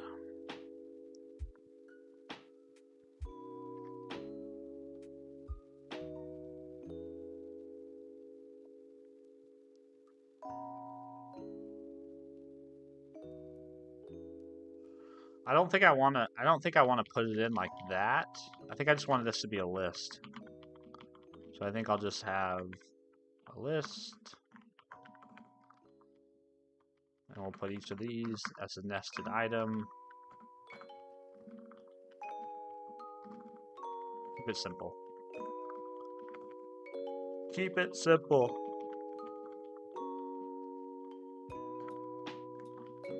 Excuse me. Sorry guys, that was a big old yawn. Oh. Apologies if that got you.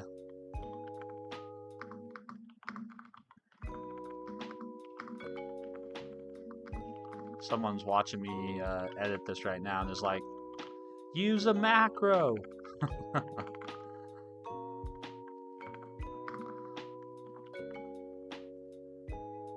Okay. And then I think that's fine.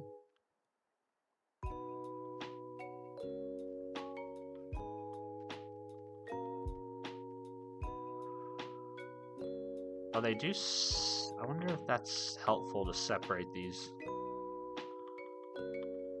If expected.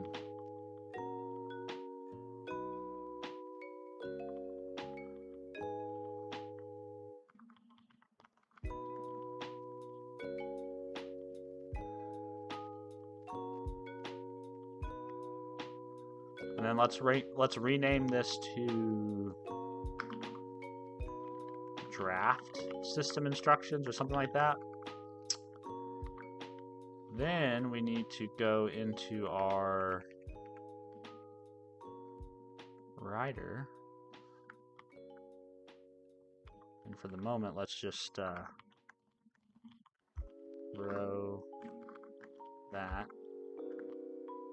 Let's go back to our rider agent.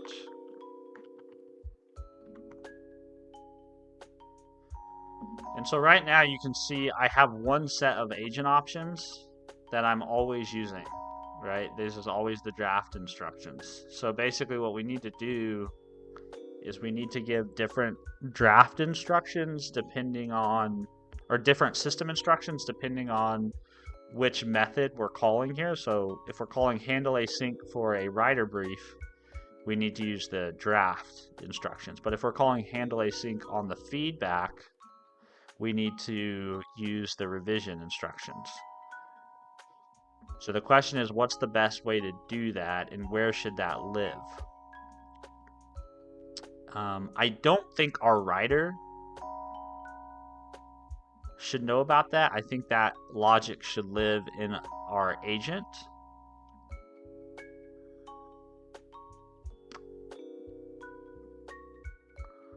Yeah, I think it should live in our agent, honestly.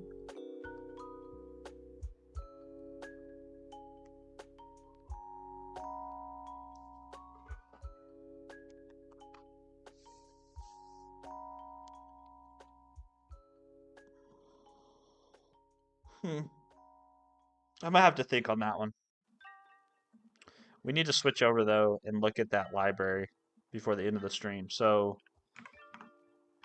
to do, need to handle feedback using correct system instruction. Where should we do that? I think in the writer agent. Message to my future self there. Okay, git add, git commit, m feature, finish implementing editor.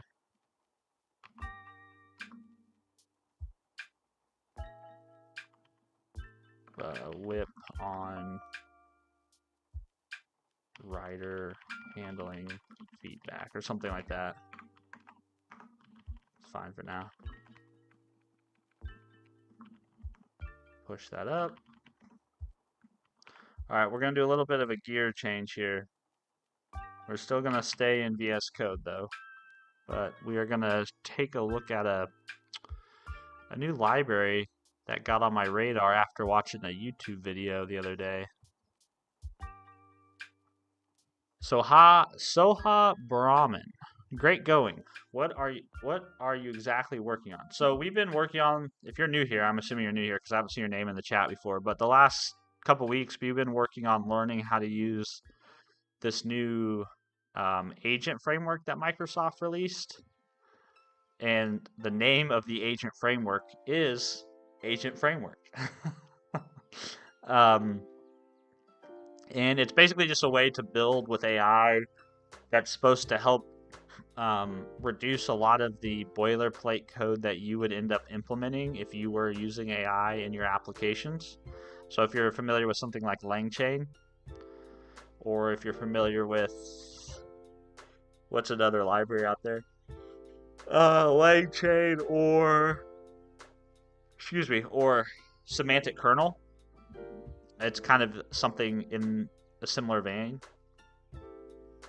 Oh, Mike, I didn't see your message. Making me sleepy with your yawns. Yeah, I apologize. I haven't got the caffeine level in my blood is not high enough yet. So the last couple weeks we basically Microsoft released this right around 2 weeks ago, and I really wanted to experiment and explore with it. And so we did. We read a little bit of the documentation, and we worked through some of their example code and getting started code. But obviously, to really own something, to really know something, I find the best way is to actually build a project with it. So I came up with this idea for a project that's sort of an agentic workflow around essentially what is a kind of a ghostwriter, right? An application that sort of simulates what you would get from a ghostwriter if you were to hire somebody to help you write things, right? So the idea is this application would help extract from the user kind of the central point that they want to communicate through writing. Then it will help generate some like baseline research for that topic to help ground the model's responses.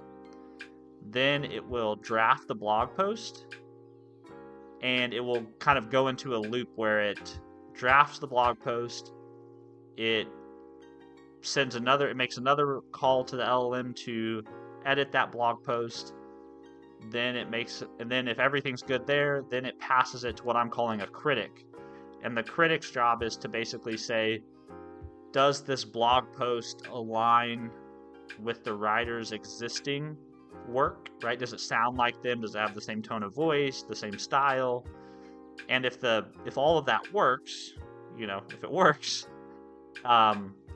then it will basically output like a draft blog post. So the idea here isn't for me to generate AI slop, right? It's not an AI slop generator.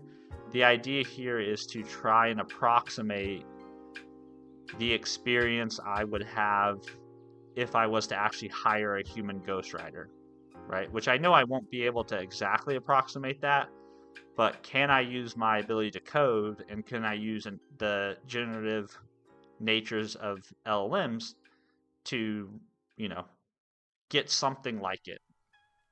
So kind of killing two birds with one stone. We're learning about a new framework, and then we're building something that solves a problem I have, which is I would love to do more writing, but obviously time is limited. So that's what we've been working on.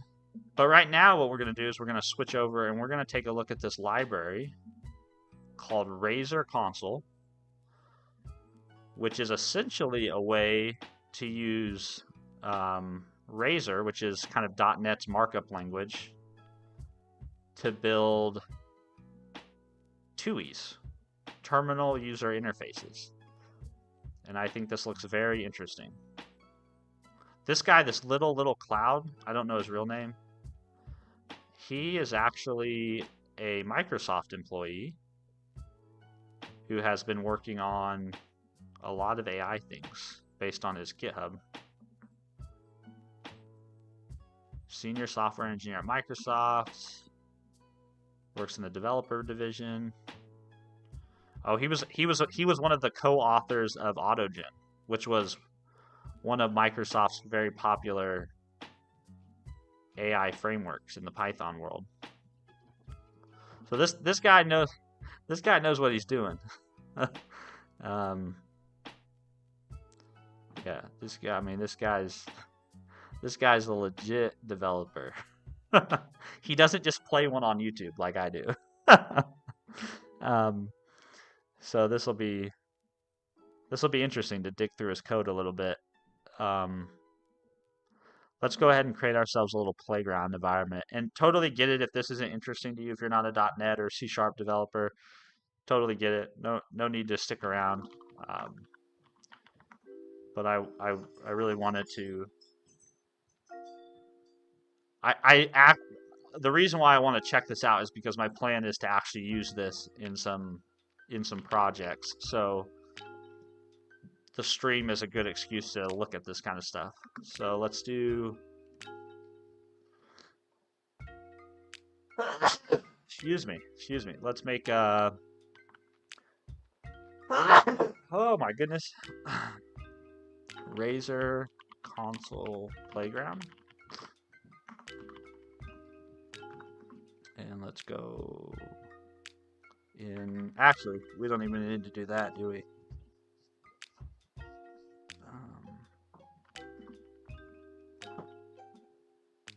Excuse me. Something has irritated my allergy.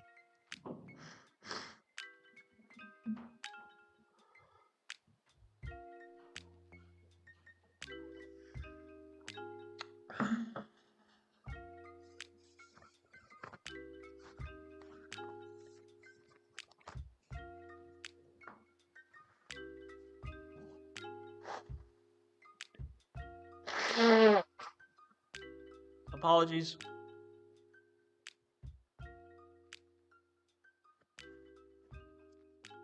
Okay. Let's try this again. .NET new console. And let's give it a name of Razer Console Playground. And we will out it to this. And we'll just give it a quick build to make sure everything works. And a quick run, .NET run. Hello world. Okay, cool. Now we need to install our console package. So we'll say .NET add package. Razer Console requires the Microsoft.NET.SDK to compile Razer components. Update your project file. Okay, so we need to do that.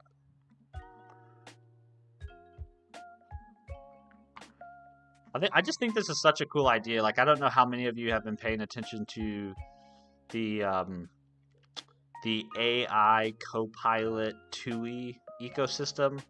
So if you've been seeing things like OpenCode or GitHub Copilot, CLI, I'm not sure about Claude Code and I'm not sure about Gemini, but a lot of them are actually using front-end frameworks to build those TUIs, which is kind of interesting. Or I guess I shouldn't say front-end frameworks. I guess I should say they're using web frameworks to build the TUIs. So this is interesting because that's basically what Razer is to the .NET land, right? This is a web, not web framework. What's the right word? Web technology. It's a web technology. So I'm pretty sure like OpenCode uses React.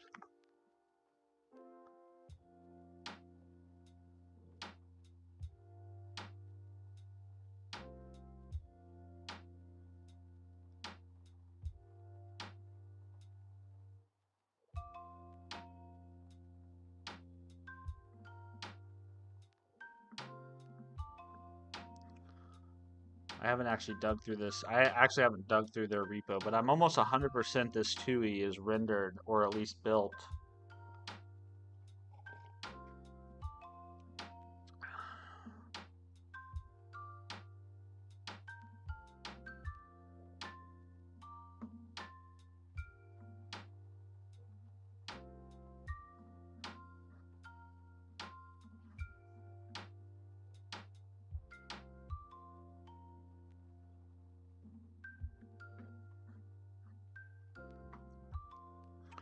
Let's see, GitHub. GitHub, no, Copilot CLI React.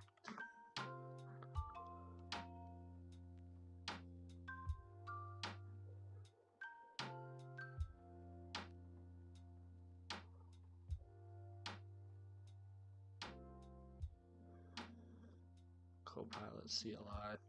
I don't want to be just making things up, but I'm pretty sure.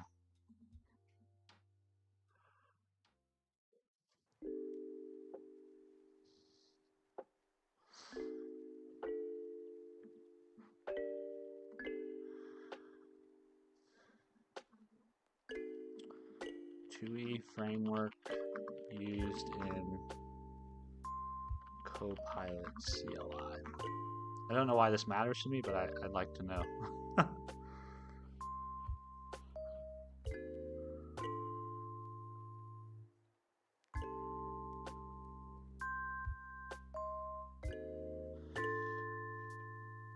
Huh. I guess there's no documentation out there on it.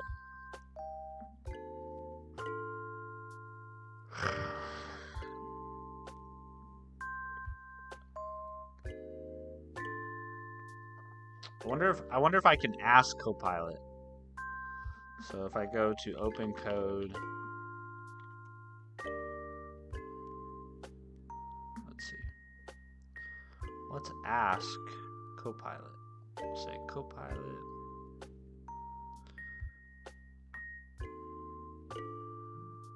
And instead of GPT-5 Mini, let's use Claude Haiku 4.5. Oh, we lost our repository reference. There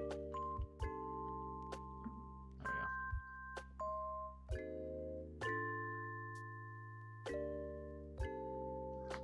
Can you tell me if any web technologies are used to build the TUI in OpenCode? See if Copilot can figure it out for me.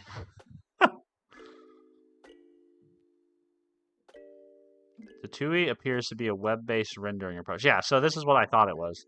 While the underlying TUI framework is built in Go using BubbleT, the interface integrates with the web-based approach.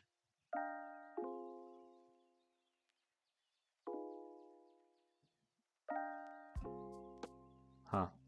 Yeah, I think that's fascinating. So, in any event, I think it's fascinating that there are TUIs being built with web technologies. And so I think it's cool that Microsoft, or at least there is now something in the .NET ecosystem that allows you to do something similar.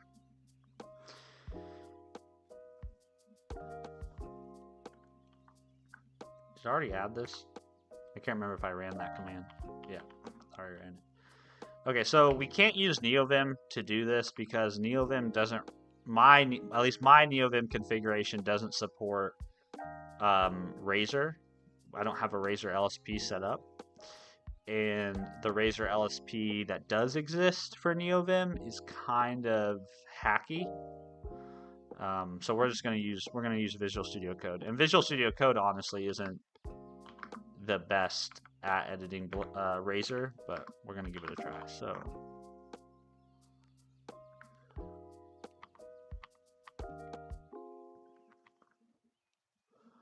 we got program CS, and then let's kind of walk through some of their example code here. So here's a basic counter. Oh, we also need to update our SDK. What was it? .NET what? .NET.SDK.Razer.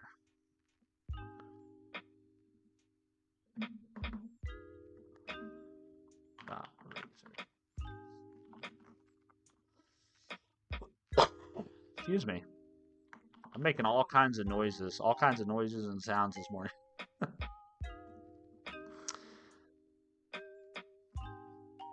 Okay, so apparently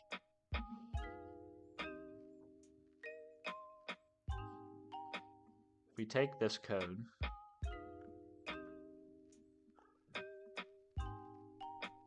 and we create counter dot Razer.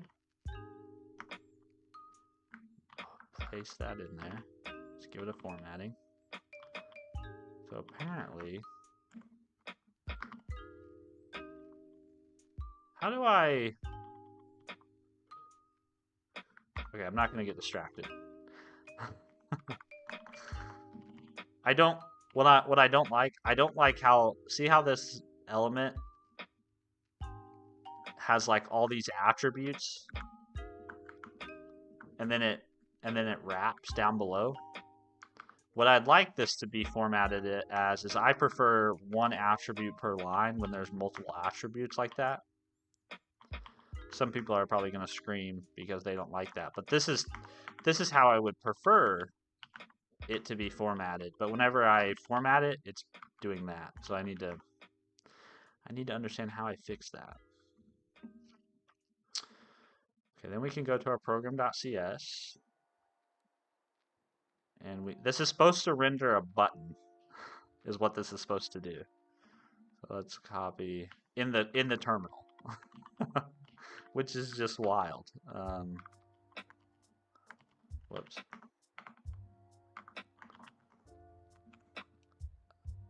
Copy paste. Go back here. Insert.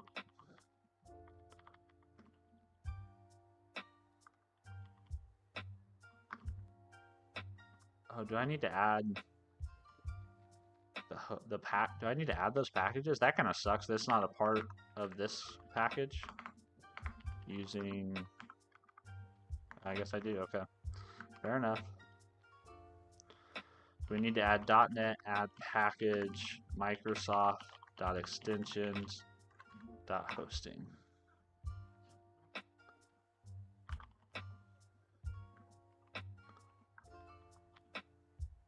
And I guess this is going to come from a namespace using console playground. And then this is also going to come from a namespace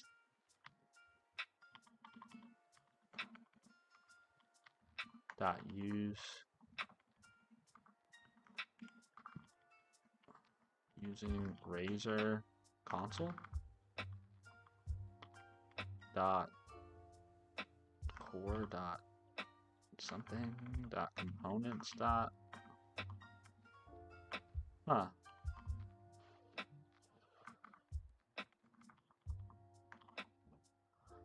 iHost builder does not contain a definition. Are you missing? That's weird.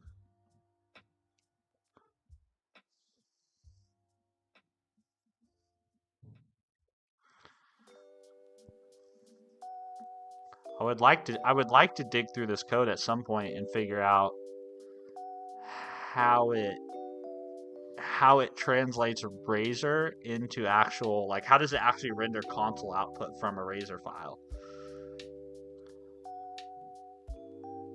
Yeah, I'd like to. I don't even know how I would implement that.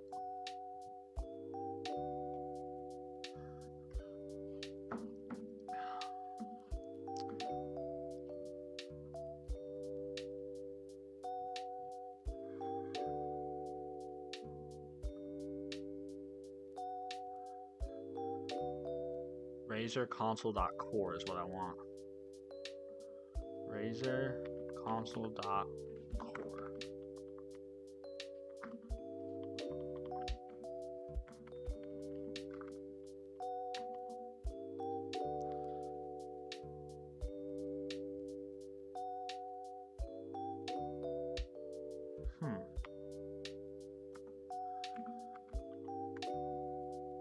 So why doesn't this extension method exist? I have the package installed.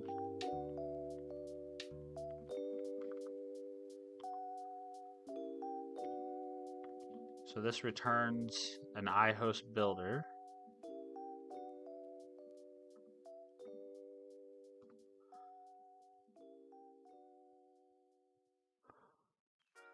Where T is iComponent.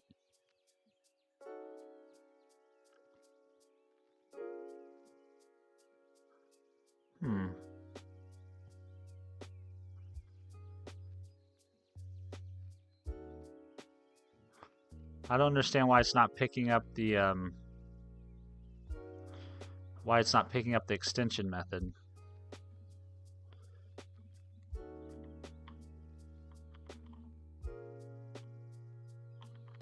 Let's see if we can just build it without that extension method real quick.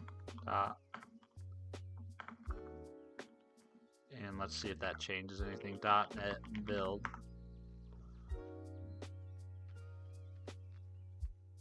Specify which project or solution.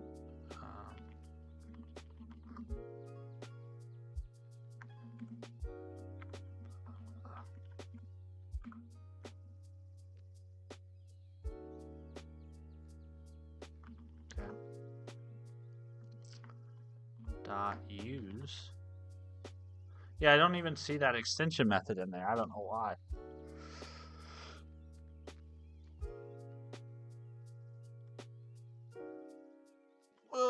What am I doing wrong? I must be doing something wrong, right? It's got to be me.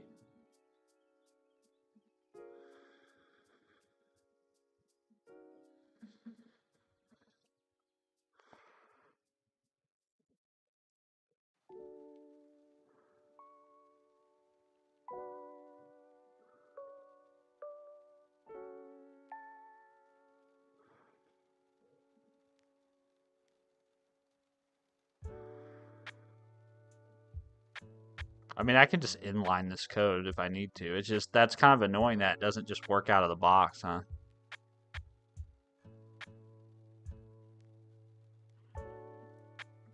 It's probably not a him issue, though. It's probably a Steven issue. Steven doesn't know what the hell he's doing.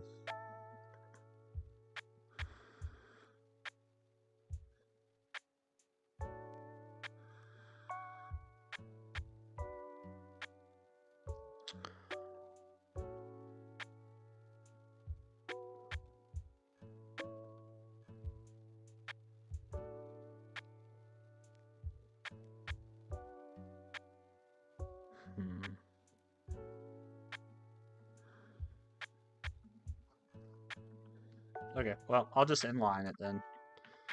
So we'll have host builder, and then we'll say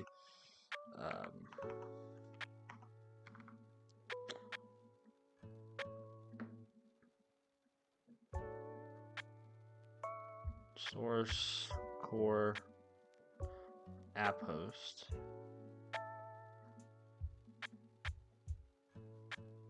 The main branch of what? We were just on this page. Okay, that was weird.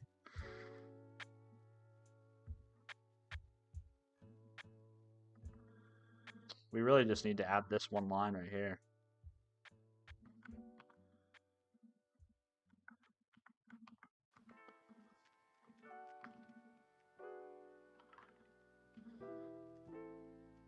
I think we want this guy.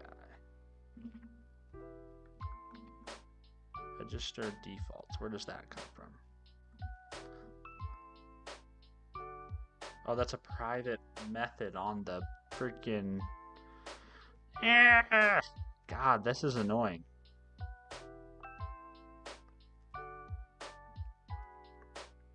Well, this isn't going well at all.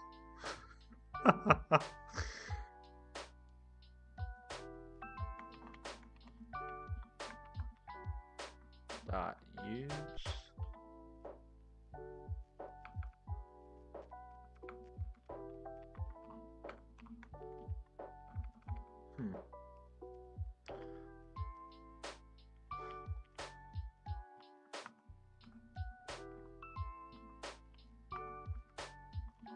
I don't know what to do I don't know what to do to make this work.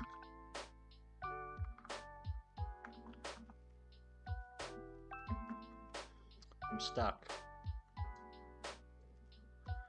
I'm stuck, everyone.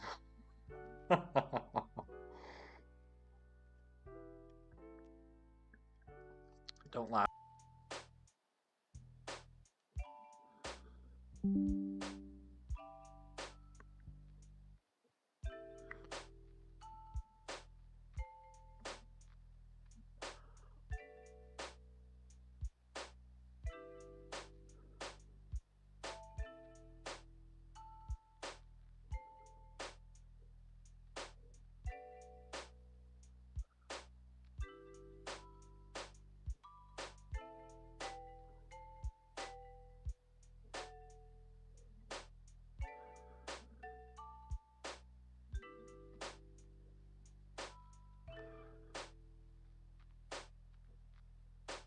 I wonder if I'm not using the right version.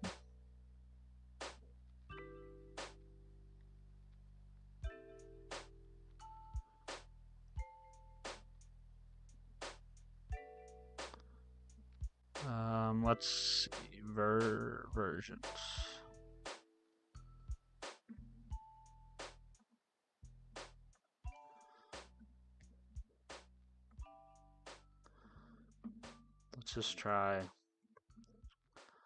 Let's try adding this.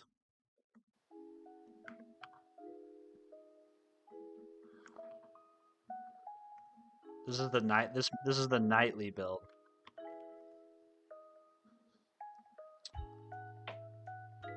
Oh, that fixed it. I wonder if he knows that his stable version doesn't use, or maybe that's intended.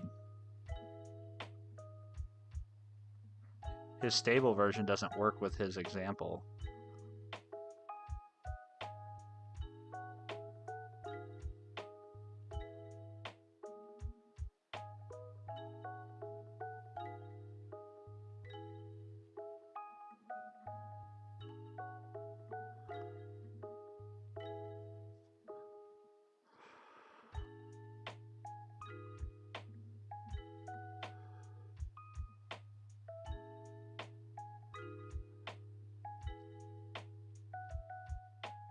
Oh, the stable version still uses the old way.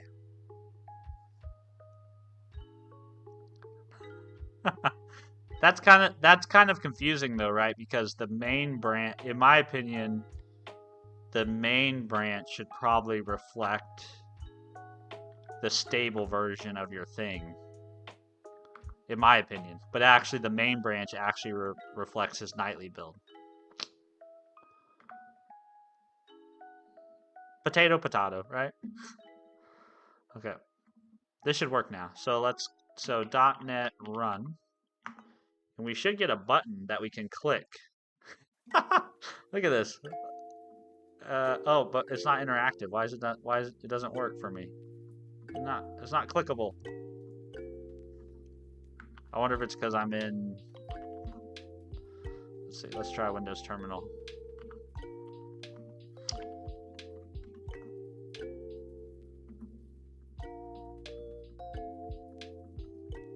Yeah, it doesn't work for me. I wonder why it doesn't work for me. Does PowerShell not support that?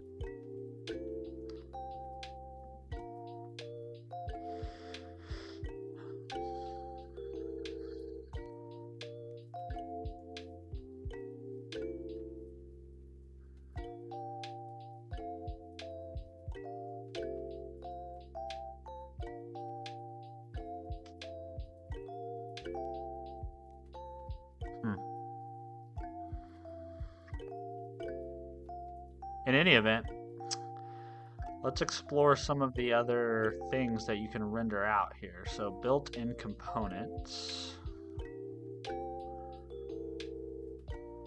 So this is really similar if you've ever used Spectre Console, right? Spectre Console is kind of, I would say Spectre Console is like the .NET like standard for building TUIs or at least CLI interfaces at the moment. It gives you a bunch of cool stuff like this, like you can do file trees and progress bars and charts and responsive tables. You can do all kinds of crazy things with Spectre Console. But I think this is cool. The reason why I think the Razer Console is cool is because it's not always the most when you build TUIs with Spectre Console, it's not always the most declarative. It's not always totally clear what your code renders on the screen, right? But if you're a web developer and you're building a TUI, being able to declare your UI using this is really nice.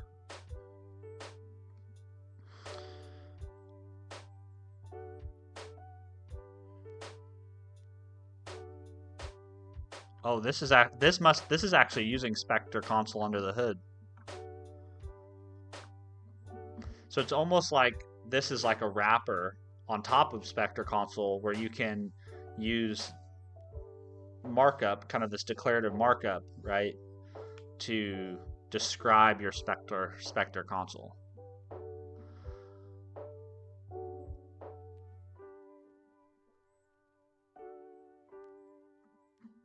So I'm guessing if we go look at the source code for this,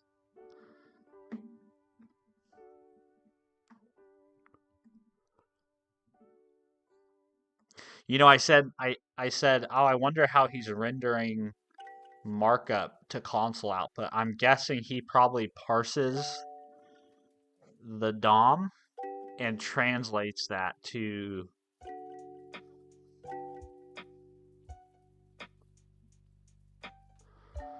these are renderables. Rendering. Console renderer. Spectre renderable factory. Yeah, that. Try create renderable. So he passes in a VDOM root. So this is like a node from your markup. And then he tries to figure out how to translate that VDOM, that virtual DOM element, to something you can render on the console. And he's using Spectre. This is really cool. People come up with the coolest ideas for libraries. Me, I'm over here just trying to build my own little AI slop generator, and people are over here building stuff like this. So translator.try translate. I wonder what that does.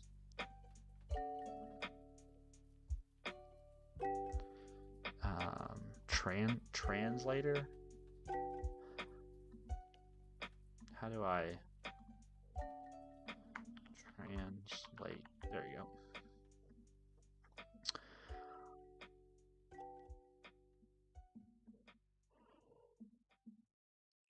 So he looks like he's got a different translator for every type of built-in thing. So button element translator.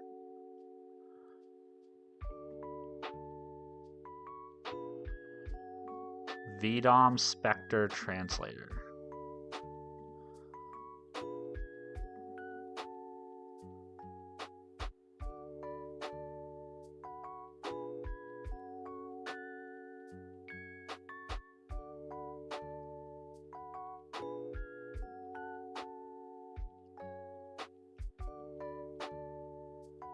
Yes, here we go. vnode.kind.text equals.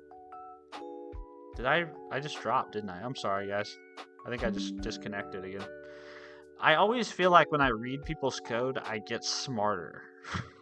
Because the people who write this kind of code are definitely more. They are much more capable developer than I think of myself.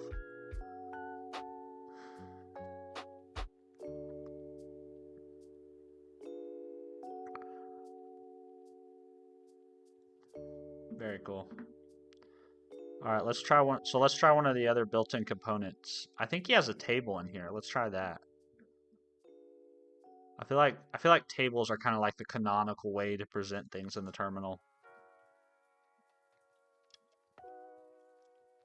But does anybody else agree with me?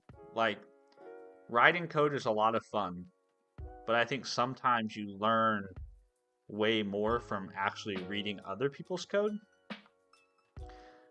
You probably need to do both. But if you spend all your time just writing your own code and no time reading other people's code, you're probably missing out on opportunities to improve.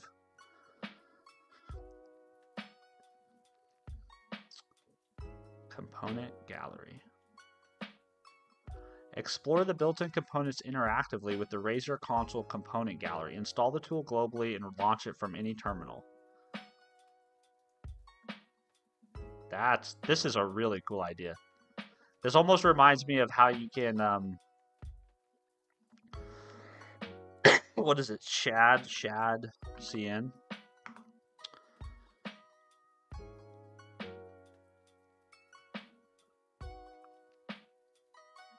Yeah, so ideally, because we're using Razer, we can make more extensible components the same way people do with I mean, there's probably some limitation to interactivity,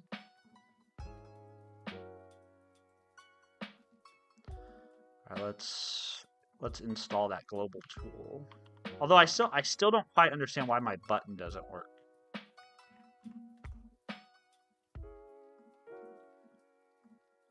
I wonder if that's a limitation of my terminal or if I don't have something wired up right.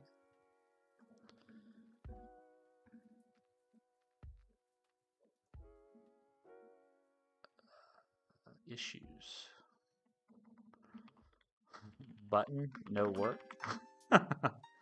Input not working on macOS. I tried to compile the simple counter example, ran it in terminal, iTerm2, and inside writer, but the button handler was never called.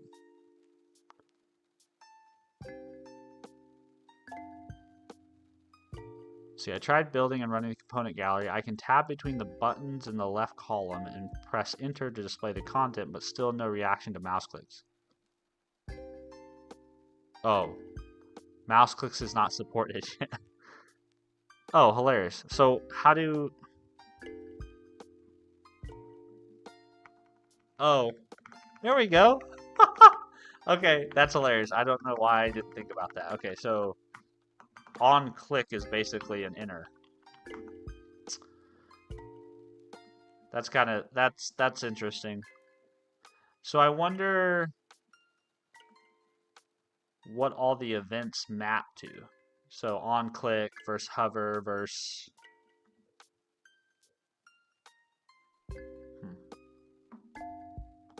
All right, gallery time. Let's look and see at what we can use, what comes in the box.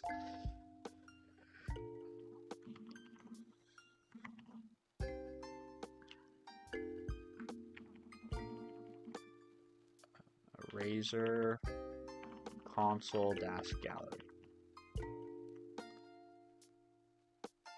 Oh, this is probably not going to look very good on the vertical screen. So there's alignment. There's border.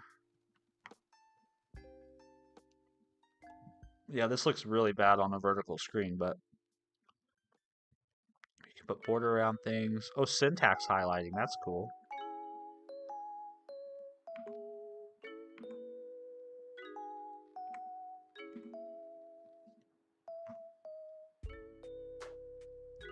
The syntax highlighter component renders source code using color code scopes and inspector styles. That's really cool. And then we have text button input and text input. And then we have select. We have spinner. What's spinner do?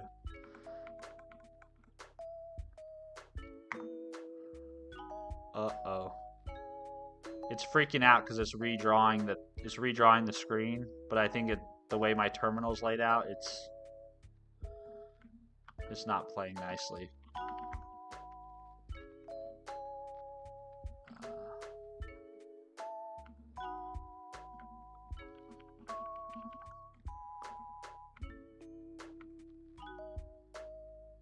You can definitely see it redrawing. It flashes.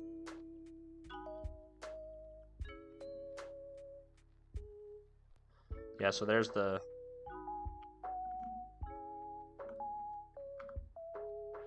These don't work though right here. See, on Windows Terminal, enable UTF-8 output might be required to ensure spinners render correctly. See... Oh. So that's a me thing?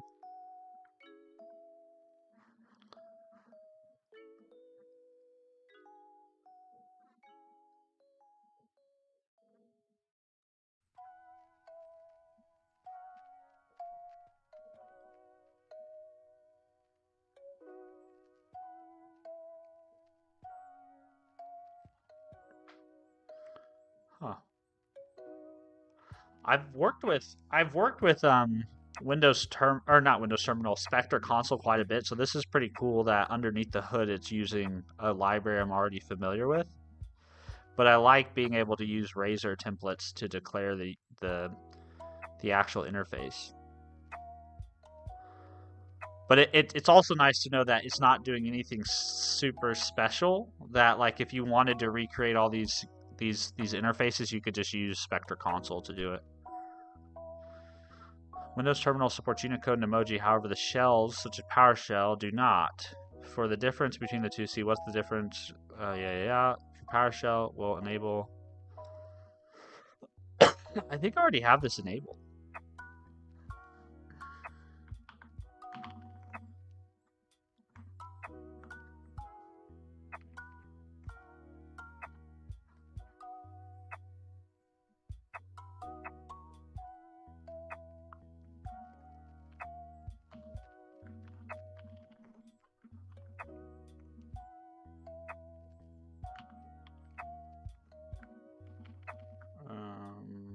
Notepad.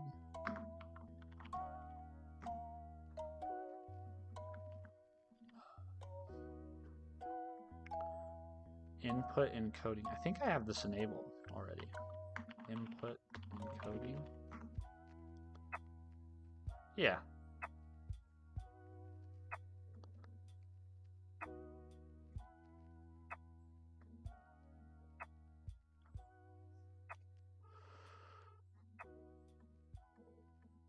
Or maybe I only have it enabled in certain cases.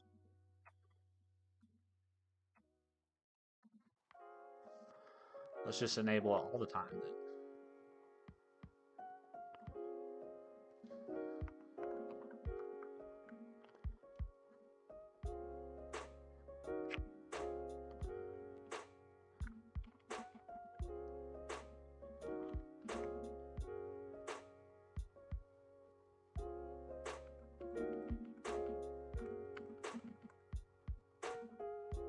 There we go. That's pretty cool, huh?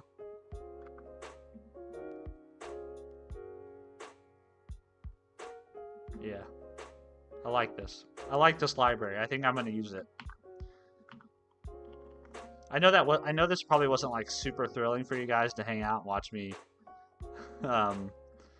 surf through a library, but I really wanted to give this some time. And the stream personally is a good excuse for me to try new things, learn new things.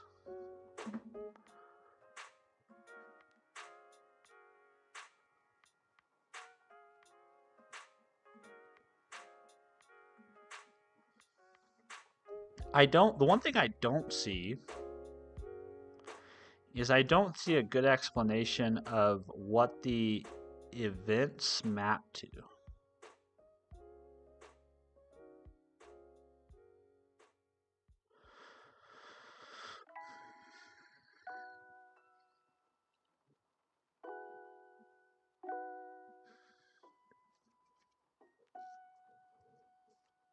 Excuse me.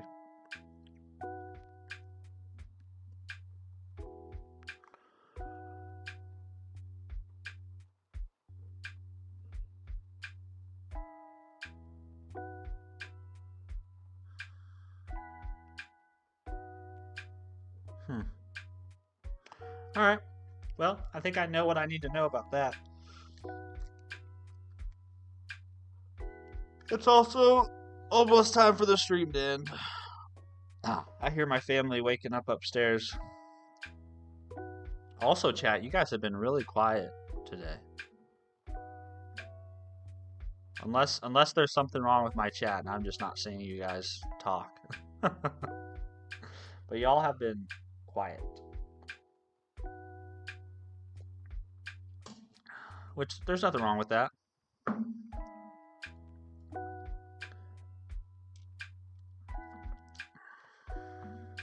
Alright, well, I don't have anything else for you. The one thing I will tell you is you should give Zen Browser a try. That's the browser I'm using right now, and it rocks, man. I love it. I don't want my browser to do a lot of things, but I do want it to have vertical tabs. And I also want it to be able to like not distract from the thing that I'm doing in the browser, which I love. So like you can just like, I love the fact that there's no top or sidebar unless I want the top or sidebar. Right? I can quickly opt in and out. So if you're looking for a new browser, you should go give Zen Browser a try. If you like this Razer Console project, you should go give it a star. This is the developer who is authoring it. It's pretty cool. And then the library is called Razer Console. It's on GitHub. You should go give it a star.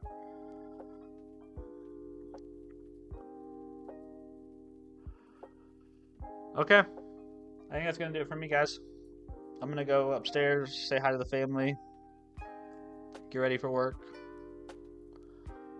and start the day. Thank you guys for hanging out with me. I appreciate it. It's nice to have some company in the mornings while I do this. Definitely makes it more interesting.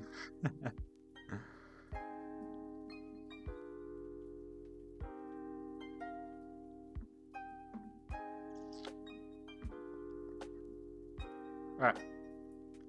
If today is Wednesday for you, I hope you have a great Wednesday. If today's already Thursday for you, I hope you have a good Thursday. Time zones are weird. I'll be back tomorrow morning. Likely, if all things go well, I'll be back tomorrow morning. And otherwise, maybe I'll see you guys in a short or the comments of a video. If you want to interact with me or anyone in chat outside of stream, the best place to do that is discord.stevenfreeborn.com. I just dropped a link to that in the chat there. And yeah, with that, I'll leave you. All right. Bye, chat. Bye. I'll see you guys.